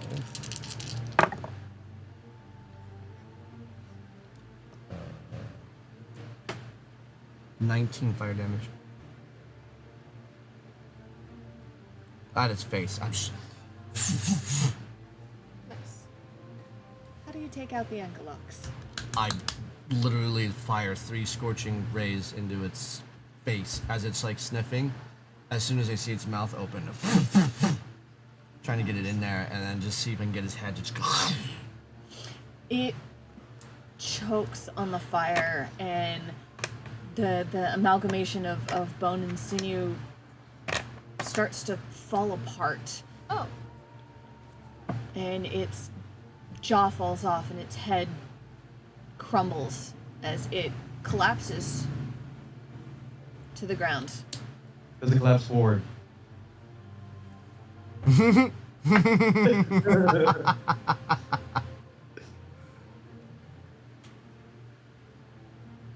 It does.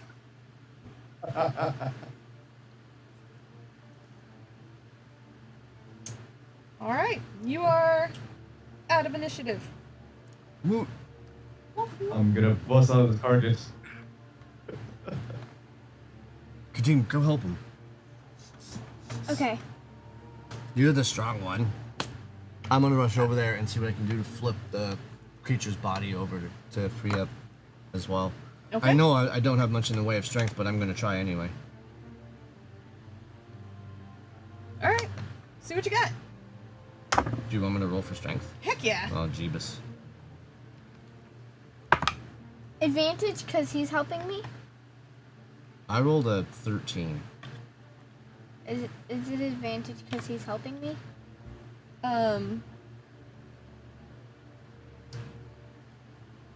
Yes. Oh, well then my roll doesn't matter. Well, no, it does. It does because you are able to. How did you do that? I rolled 8 twice. I know. How did you do that? Magic. Wait, I'm stronger than Kadeem? She slips. It's not switching back to live table. It's still on Battlecam. Can you? What? The button for live table isn't working. Can you switch? Weird. So if they failed, what I'm gonna do is you're gonna hear a muffled freeze And cast frostbite over over me. Kretz was able to loosen a rib. What was Kadeem able to do? Kadeem was slipping in the sea moss and wet rocks and viscera from this undead creature. Because it wasn't a full-on 8. It was like 8, 9, 10, 11. So. Okay, so you're casting frostbite so you can break out of it? Yep. Okay. Yeah, when it died, the rib cage loosened, so you were able to move enough to be able to cast, but you were then pinned underneath it, so.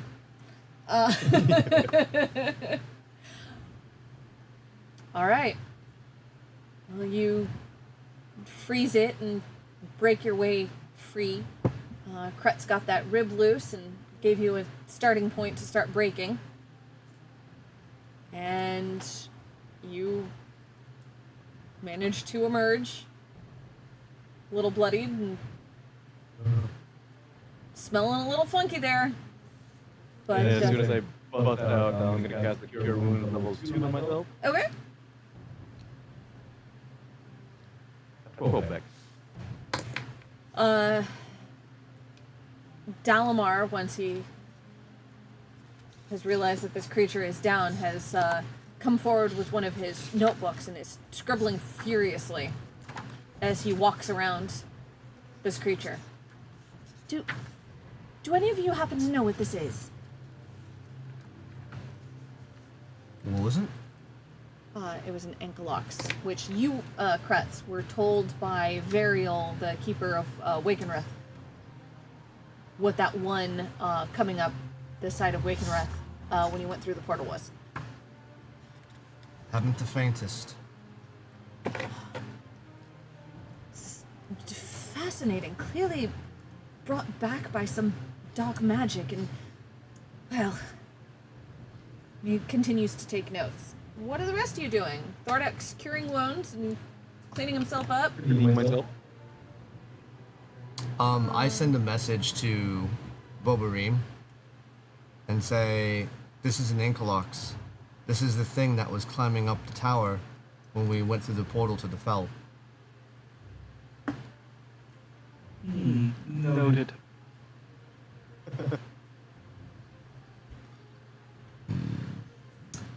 I'm moving ahead.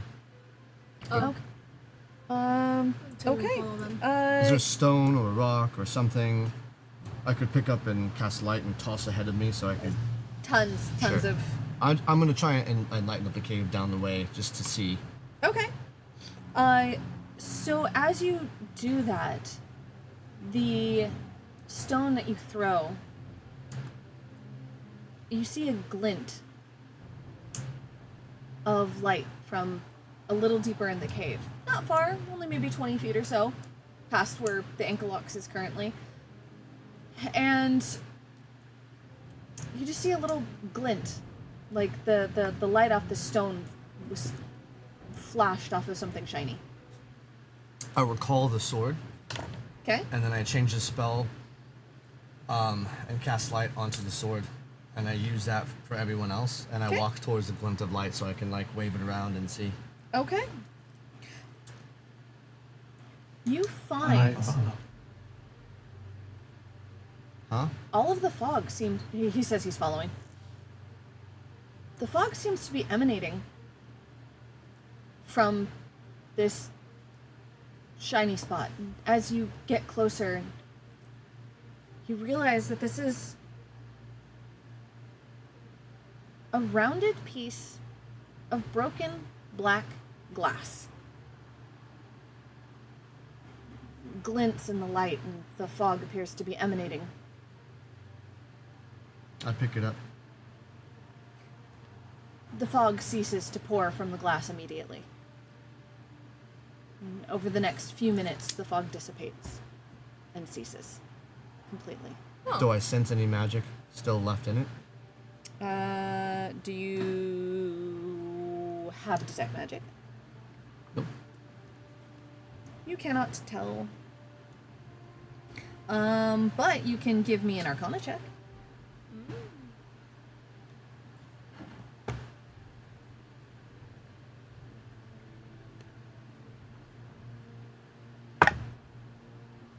Nat 20. For 23. Holy.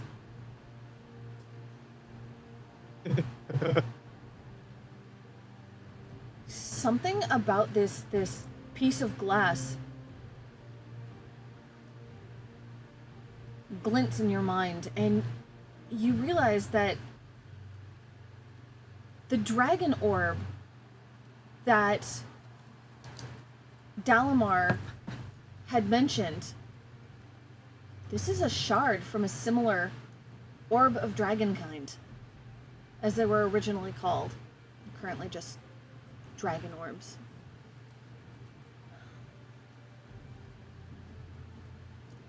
This is just a fragment. And incomplete. There are no other pieces nearby. It has no properties. I alert the group, and then I call Dalamir. I think this might be similar to the dragon orb you have. Feels the same. Oh, Any idea why it would cast fog? no. You think someone warded it? I know not. May I study?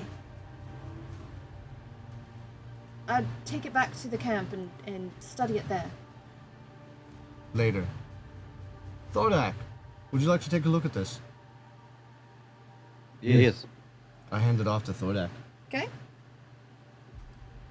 I. Oh. Oh, I want to continue walking, but I'm going to wait until I hear from Thordak first. I will be casting identify on it. It identify tells you the same thing that Kretz has already said. This is a shattered piece of a dragon orb. Well then. I continue on. I trek on, using the sword as a light. You find nothing else in this cave. You find some bones and fish bones and creature bones that clearly the Ankalocks had been using this cave as a den, but Well, you find nothing else. Velamir, is this what we came here for? I believe so. This... You could detect this. Yes. 3 days travel south from here. Yes. And you don't know what it is. No, I know what it is. What is it?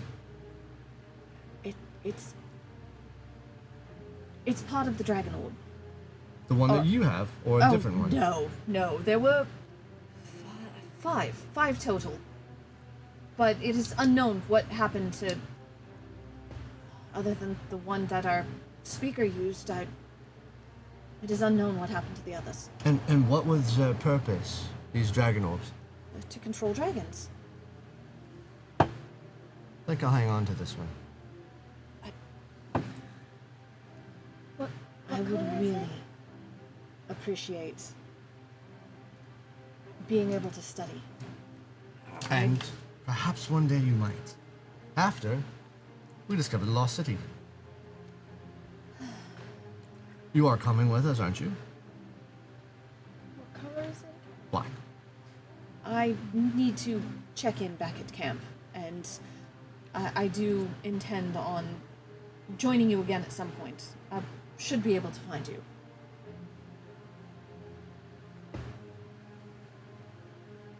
Am I the only one that sees a problem with this?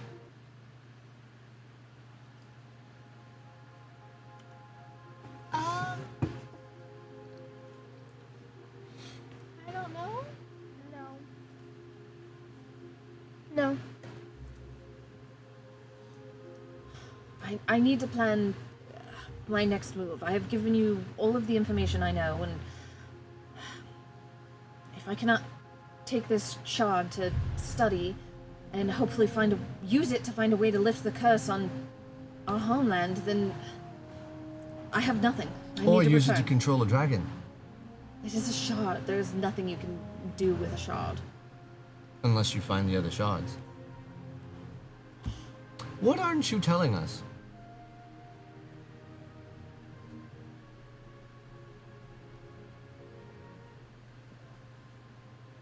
Roll a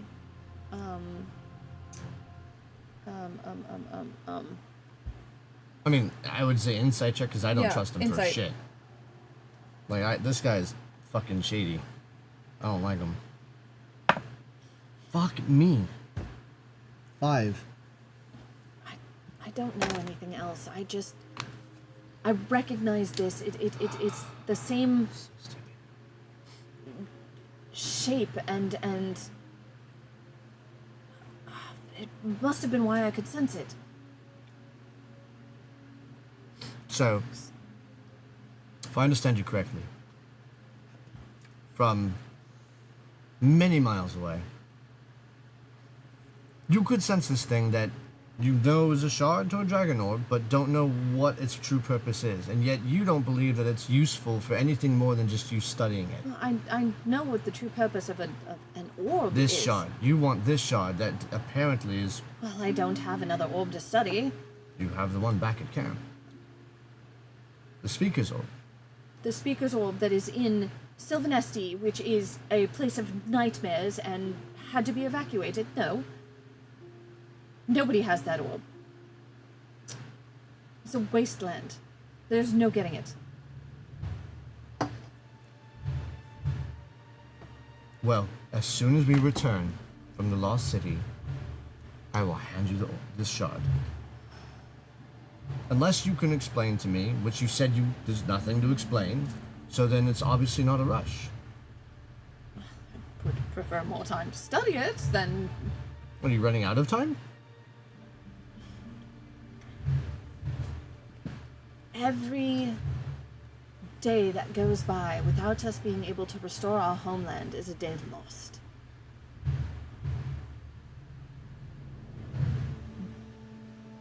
can restore our homeland. We can return. No more elves scattered.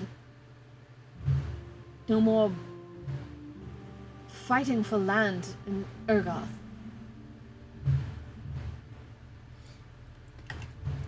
This decision is not mine alone to make. And I look to the rest of the group.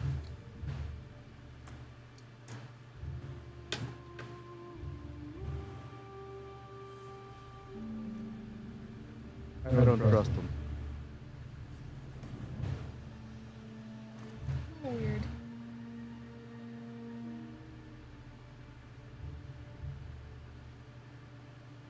Lamar, Yes. you had a second spell book with you, yes? Yes.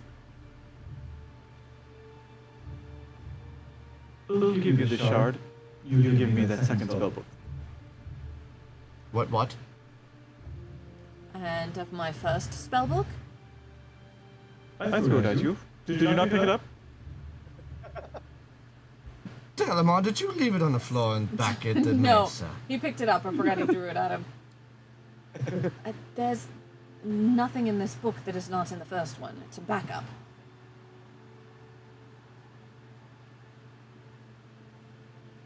Never mind then. No deal.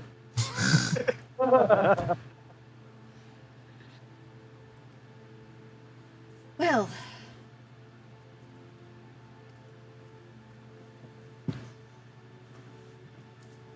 What say you, Kadim? He wishes to study the shard, but won't tell us what for. I mean, he did say it was just for more time, but there's no power behind the shard. It's all very confusing to me. Thorak doesn't trust him. Bobarim requested he give over his book, and he wouldn't. So, what does that leave us? Oh, wise leader. he studied one of my books. There's nothing that's not in one. There's always a copy. You never know when one's going to get dropped into the sea or eaten by, he gestures at the Ankalocks.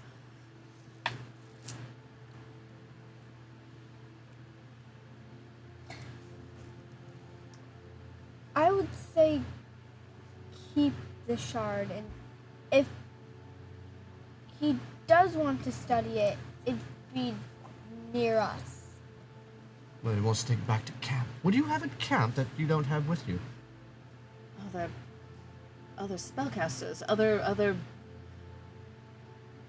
students of magic. Have our peers. What doesn't sit well with any of us is that you could detect this small shard only emanating a fog around this cave from several dozens of miles away, but had the hardest time trying to triangulate using ley lines to find the lost city, which I imagine has more magical properties to it than this small little shard that only emits fog. And you can't explain why it emits fog. Odd. I had to find the ley line for the city of lost names. Yes, and so there's a ley line in this cave. It's nearby, and so the magic was thrumming along it, and I knew it had to have been powerful magic, but apparently it's a shard.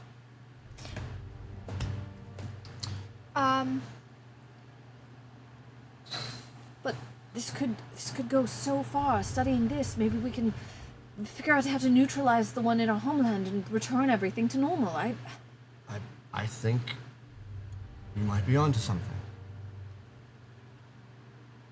But I'm not turning my ship back around for you.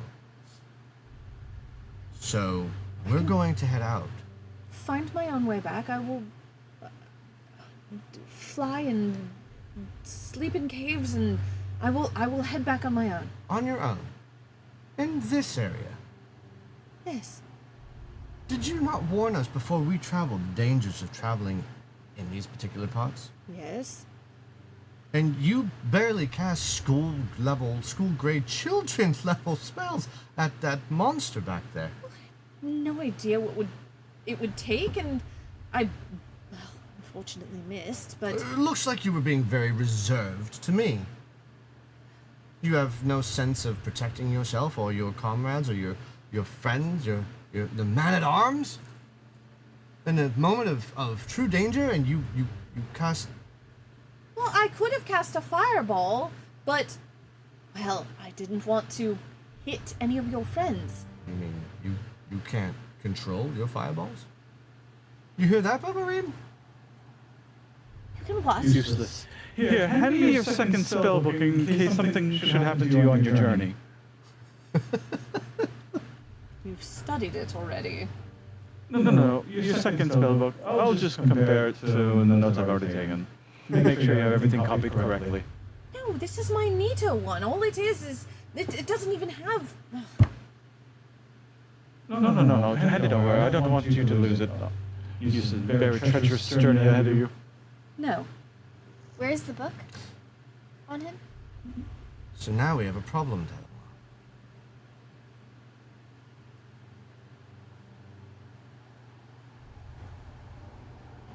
Why would we have a problem? I just... Where is the book on Dalamar? The second one? Do we see it? No. I imagine not. No, he does not have any books out, and he does not have his pack on him. He is just wearing robes and a belt with some herbs and whatnot. You don't have it on you. Why would I have it Actually, on? that was cheating. Sorry.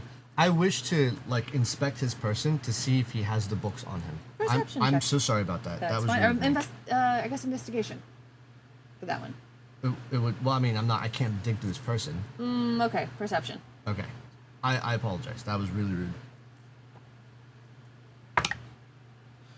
21.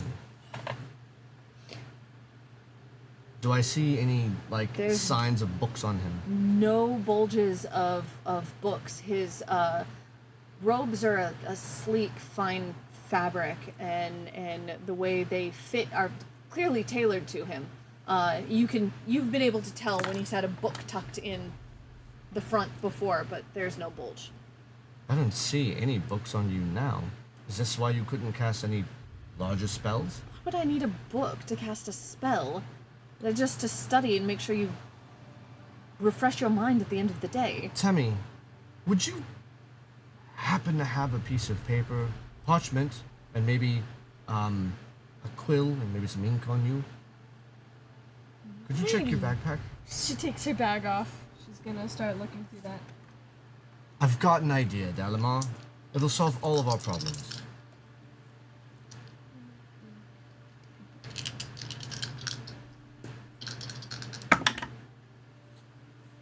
And what is your idea? No quill, but ink and paper. Ink and paper. Yes. Thorak Missing a Boverin, do quill. either of you have a quill on you? Yes, here you go. Thank you. Can I borrow your ink and your parchment, please? Just hand it over. Write a little note. And on this note, I scribble. Secure Dalamar's gear. Confiscate and hide. You know where. And I roll this up. I don't tell anybody. I'm saying this above table so you know what I'm writing. And I hand this off to Temmie. Temmie, would you be so kind as to have Sylvie deliver this to the ship? Yeah. Just gonna. And make sure Sylvie's invisible before she leaves the cave. And then goes visible on the way there. Could you give her those instructions? Would she do that for us? Just gonna ask Sylvie. Just mentally, just give her that. Okay.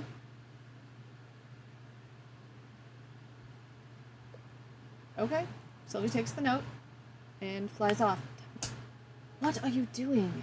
Ah, Is it a secret? it is a secret. Would you like to know the secret? Who Here's- can I tell? You lot are so aggressive. Do me a favor, Temmie. I do. You may want to step away. Kadim, Yes. if you wouldn't mind taking Temmie and heading out towards the opening of the cave. You're not going to want to be here for this conversation. Why not? Okay. Dalamar.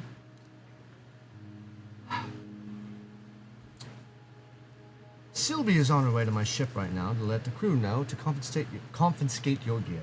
Why would you do that? Well, because you don't have the books on you, so clearly it's on my ship. So it's my belongings. You've been through my book, one of my books, the same thing, just a backup. Why are you so aggressive? You know, it was first impressions, Dalamar. First impressions are everything. And we didn't quite like the first impression you made. You have a bit of a highbrow towards everything you look at. You were quite resistant to helping us to begin with. Which, fine. If once we came back, all of a sudden you were so eager and meager to just travel on with us to discover a shard that you want to run back to your camp with. But you won't assist us to going to the Lost City, which is what we asked you to begin with. Send us on a wild goose chase, won't explain how this magic works other than it just does. Found you the location of the city you're looking for, so you don't have to go on a wild goose chase. Well, lucky for you, you don't have to move on from this cave.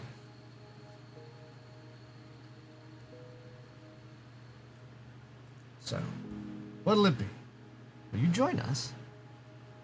Or are you gonna go scamper off to your camp without your gear, all by your lonesome? I would like my gear.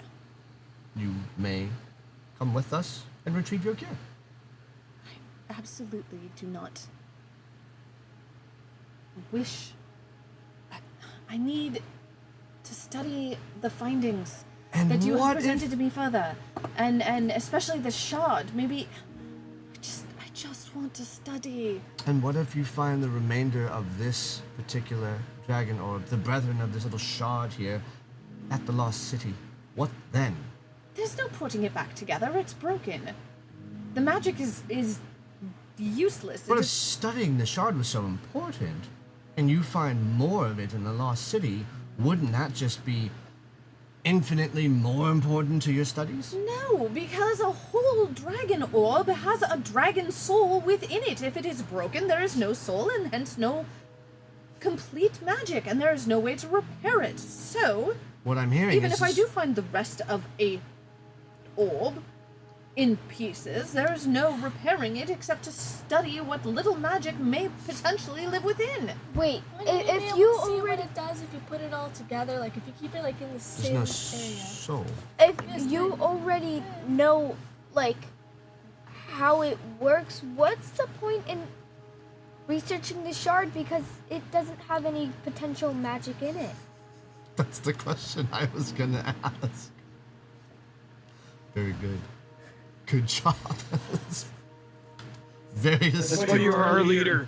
This is why you're the leader. You literally come in for the save on the hardest questions. You could just spit out, well, sorry, it's cheating again because I failed my insight check, but anyway. The rest of your behavior seems very peculiar, so, yeah, I think you can wait a few extra days and it won't hurt you, and it won't hurt the Sylvanesti nation.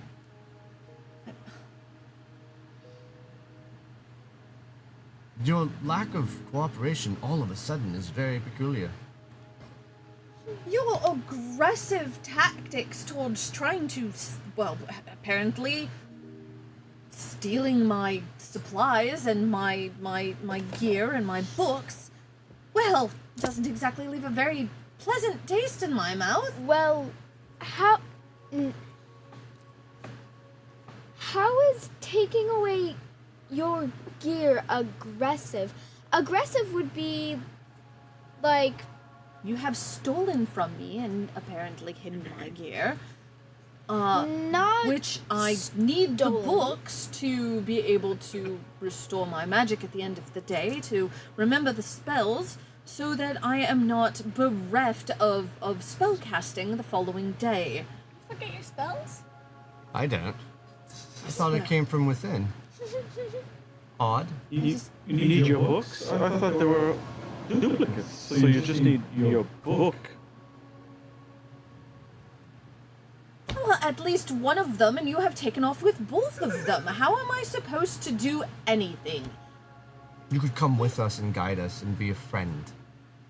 Guide you through a land I don't know? Did you know this land? No. But you asked us here, did you not? You asked us to bring you here, to this location, which does us no good. The ley line gave me a rough idea of where we needed to be, and, well, the fog made it extremely easy to find. Let me Sarcastic. recap.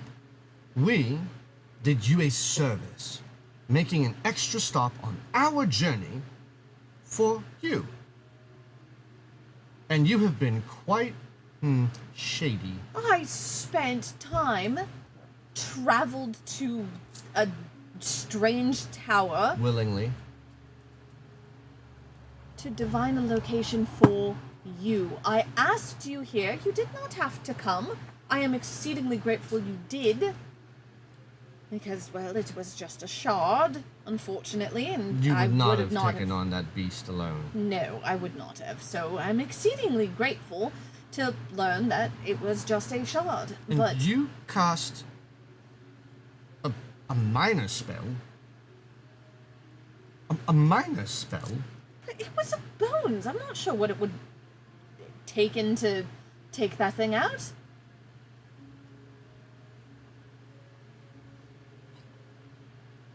And every other spell I had was, well, it was an area of effect, and unfortunately, there were people in the way.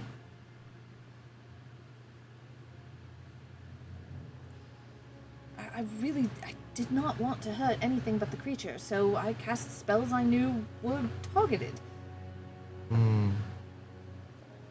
Sus. I have a question above the table.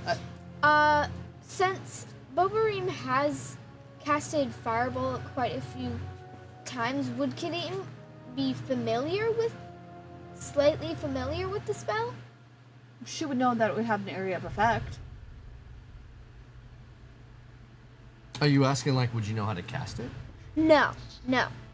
I'm asking, would she be familiar with what he's talking about and, connect it with what Bobarim is casting, is what I'm asking. She knows that it's an area of effect spell, and it has a large radius. But that's it. She's seen it go off, yes. Yeah, she's also seen it go off with friendlies in the area. Right, but Bobarim has already asked if Dalamar could do that, and he's already indicated that he had no idea that was possible. Okay, never mind. There you go.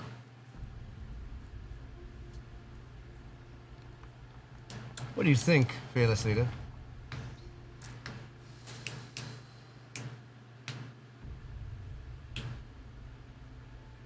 I feel like having to come all this way just for him to want to go back a very long distance, I feel like that's a waste of our time, and I think we should take him with us.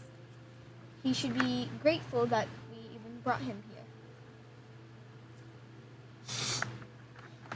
I am grateful you brought me here. I've already expressed that. What's a few more days? To where exactly? Lost City. Inland? That's going to take you...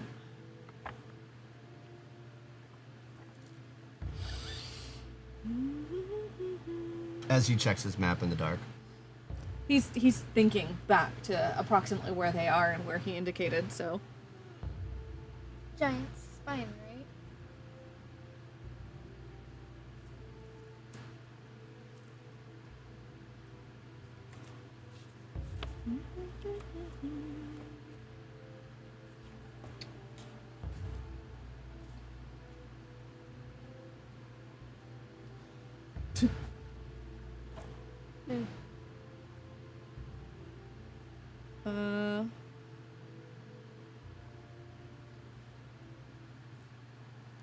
gonna take you like 4 or 5 days.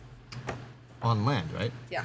What if we went back to the boat, which is right there, sailed around, and then traveled from directly north of it and go south?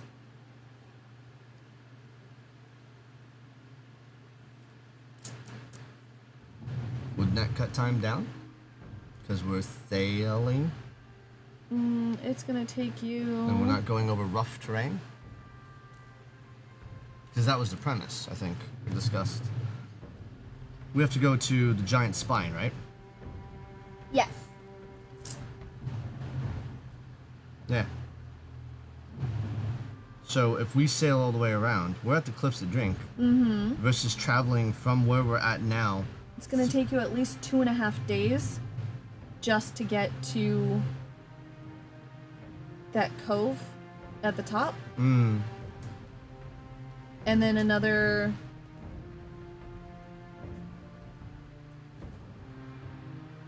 another 2 to 3 days inland. 2 to 3 days inland, but from where we are now, you said it would take us 3 days? It would take you about 2.5 days. How does that... It's further. It's from where you were in the Drowning Road to the cliffs that drink. It is further from where you are now up and around to that cove at the top. Yes, okay. From where we are right now, if we didn't travel north and we head west, what is going on?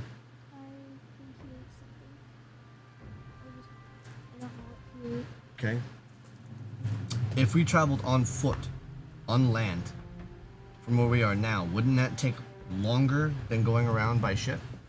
Here's the question: how long will it take to go from Cliffs of Drink to Giant Spine on foot? Because I'm looking at the same map you are, right? Yeah. And all other distances that were much shorter took us 2 days. This looks like it would take a week. It's gonna take you about 4 days. One way, right? Yeah. Yeah, 4 days time one way. So 6 of one, half dozen of the other. No. The difference is we're not on foot. The difference is we're not having to travel on foot, and it would be safer to just travel along the coast than have to worry about any potential moving armies, any potential dangers. That was the whole thought process, at least. Well, that's up to you guys. I'm confirming, because you indicated it. I mean, I don't know how many. I forget what you said originally. How many miles we would travel in the ship in a matter of a day. But it still seems to me. Is everybody else looking at the same map? Yeah.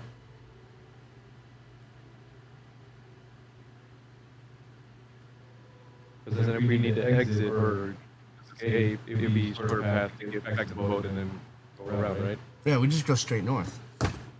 Yeah. Nice catch.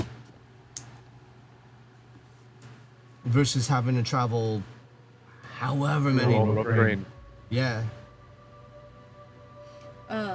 So with the hexes, if you're traveling fast, which you tend to do, you can get 2.5 hexes in a day.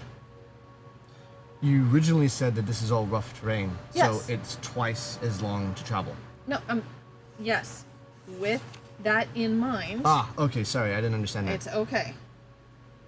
So 2.5 hexes in a day. Mm-hmm. And that's faster than a boat, than a ship? Going all the way around? I know it's longer distance. That's what I'm asking, like... Because you have to spend the time sailing, which it's a further distance than either of your other trips. And then I think what I need to hear... I'm hearing what you're saying. I'm confused why it would take longer. We don't have... unless you're saying rough seas or something, but that's based on weather, it's not guaranteed, whereas the land is guaranteed to be rough, right? Here's my logic. We know the land is rough. We know it's going to be challenging to get across that terrain. Mm-hmm. But on sea, we've already sailed the seas. We don't seem to have a problem sailing seas. We don't have to worry about any encounters. We can bypass all encounters, save ourselves the physical energy, and take it leisurely while we have a cruise along the coast. And given that we can sail through the night in shifts, we cover more area versus having to sleep at night in order for us to walk the next day. So we don't stop traveling at night. We continue. That was the whole point of the ship. So yeah, it's a lot longer, but we're actually still traveling. We don't stop sailing. The thing's always moving. Right. So wouldn't that cut down time? But you... Doesn't a ship sail faster than... Us walking and stopping. And I know that from Calamon to Wrecker's Edge, it took you a full day. Or, I'm sorry. What? Was it a full? No, that was just overnight, wasn't it? Shit. Okay, hang on.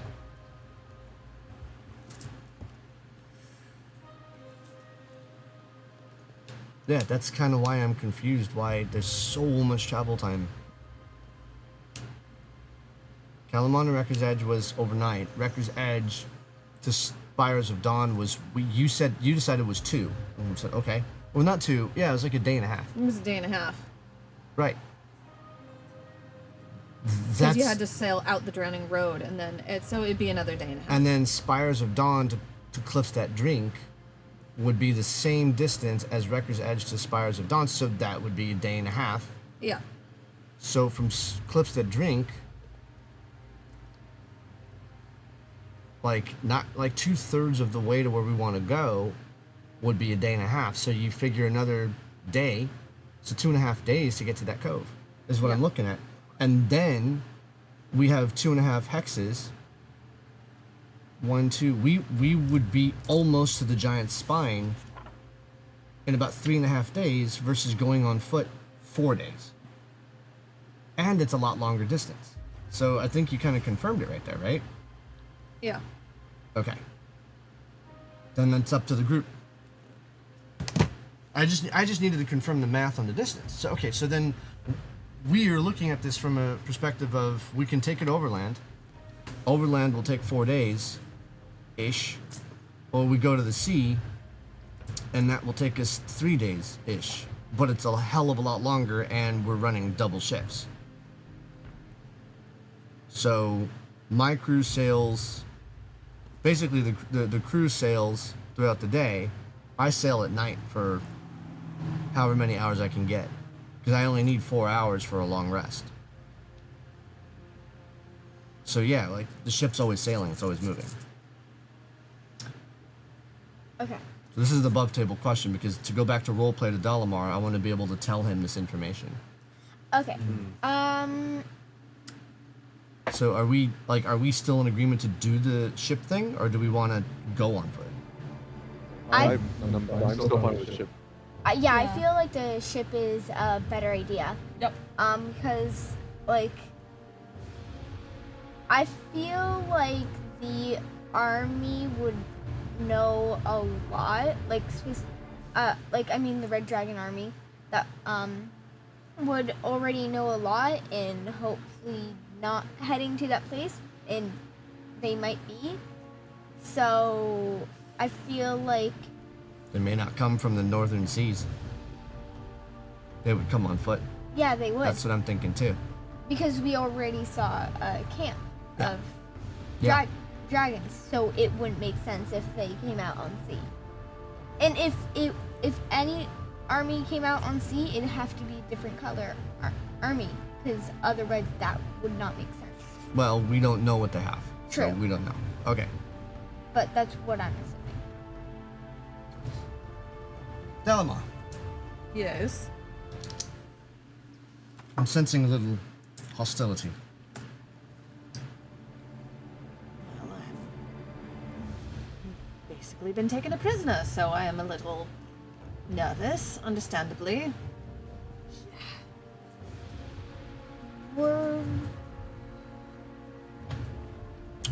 It's going to take you the better part of a few days, 5, even if you fly. You can't keep up that much flying. You're going to have to be walking on foot at some point. Unless you just suddenly could fly miles upon miles upon miles without any issue. I highly doubt that. No. The time it would take you to travel back on foot, we would make it to this lost city and back in that Alright. same time frame. Okay. So you're not really losing any time in your studies.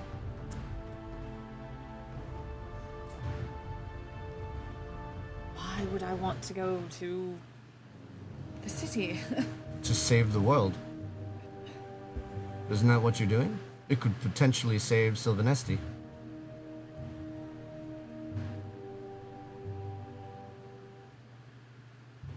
I mean, yes. It's- Our goal is to free Sylvanesti first. And that is what we were charged to do, and well, it's that or exile forever.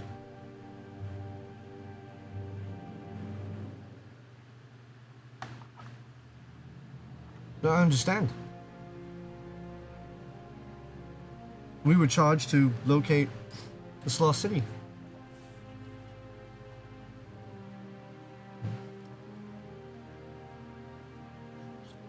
To save everybody, not just Sylvanesti. You know, everybody matters.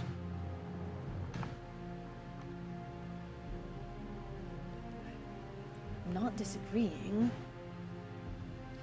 Oh, But good. even saving the world, if we don't save Sylvanesti, we are still exiled.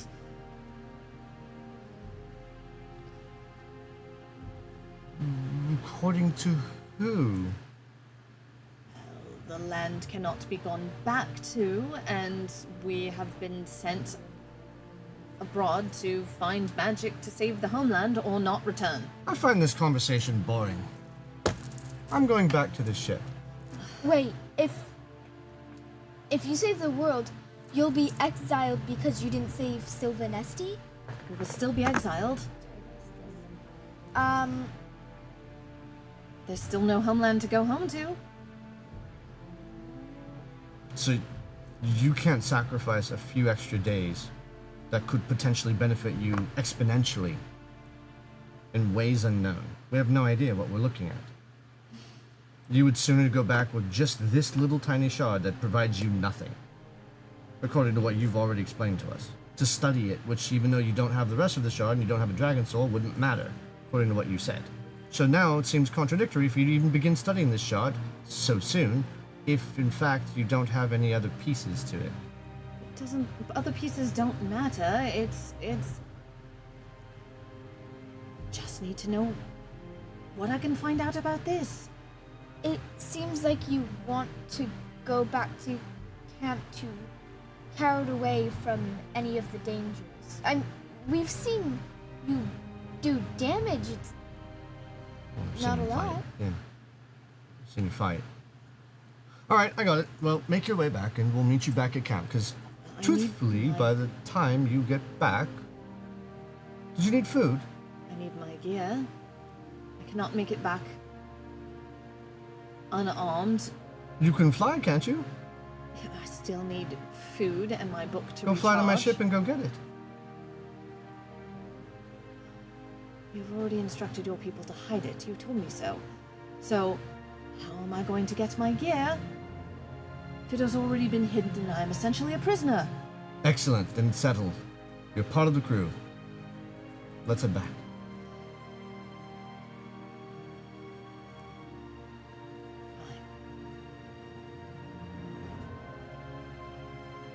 Fine.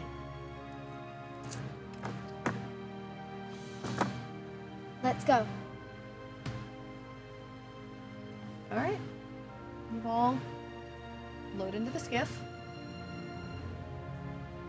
Head back to the ship. I think it's a great place to call it for the night.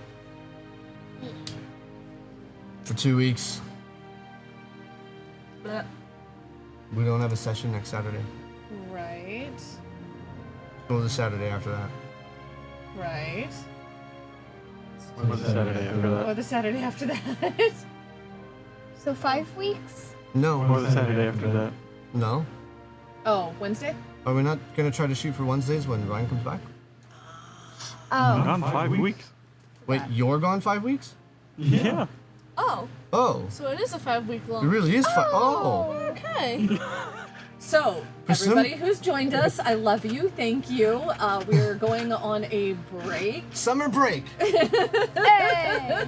We're on a summer break. We'll be back in 6 weeks. And we will pick up with the group leaving, well, we'll call this Dread Wolf Cove. Oh, I see what you did there. I have a feeling that we're all gonna forget what happened. Nope, I wrote it down. Oh, okay. Wrote it down. I did write it down too. My exact notes, I wrote a full page and they all say Dalamar prisoner. Dalamar prisoner. Dalamar prisoner.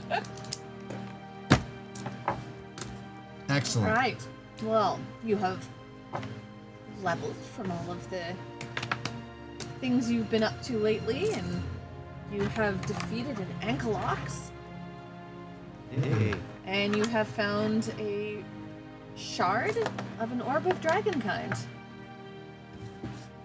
It is worth nothing. It does nothing. But hey, you've got a piece of glass. Dalamar thinks it's worth Congratulations. a lot. Dalmar is Yeah. suspicious.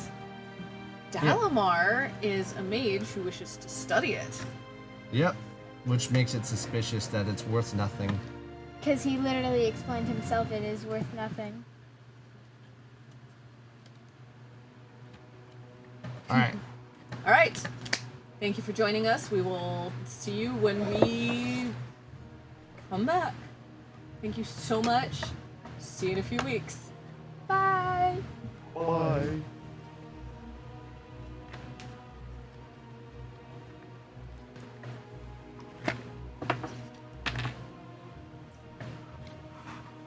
I'll fix it. Thank you.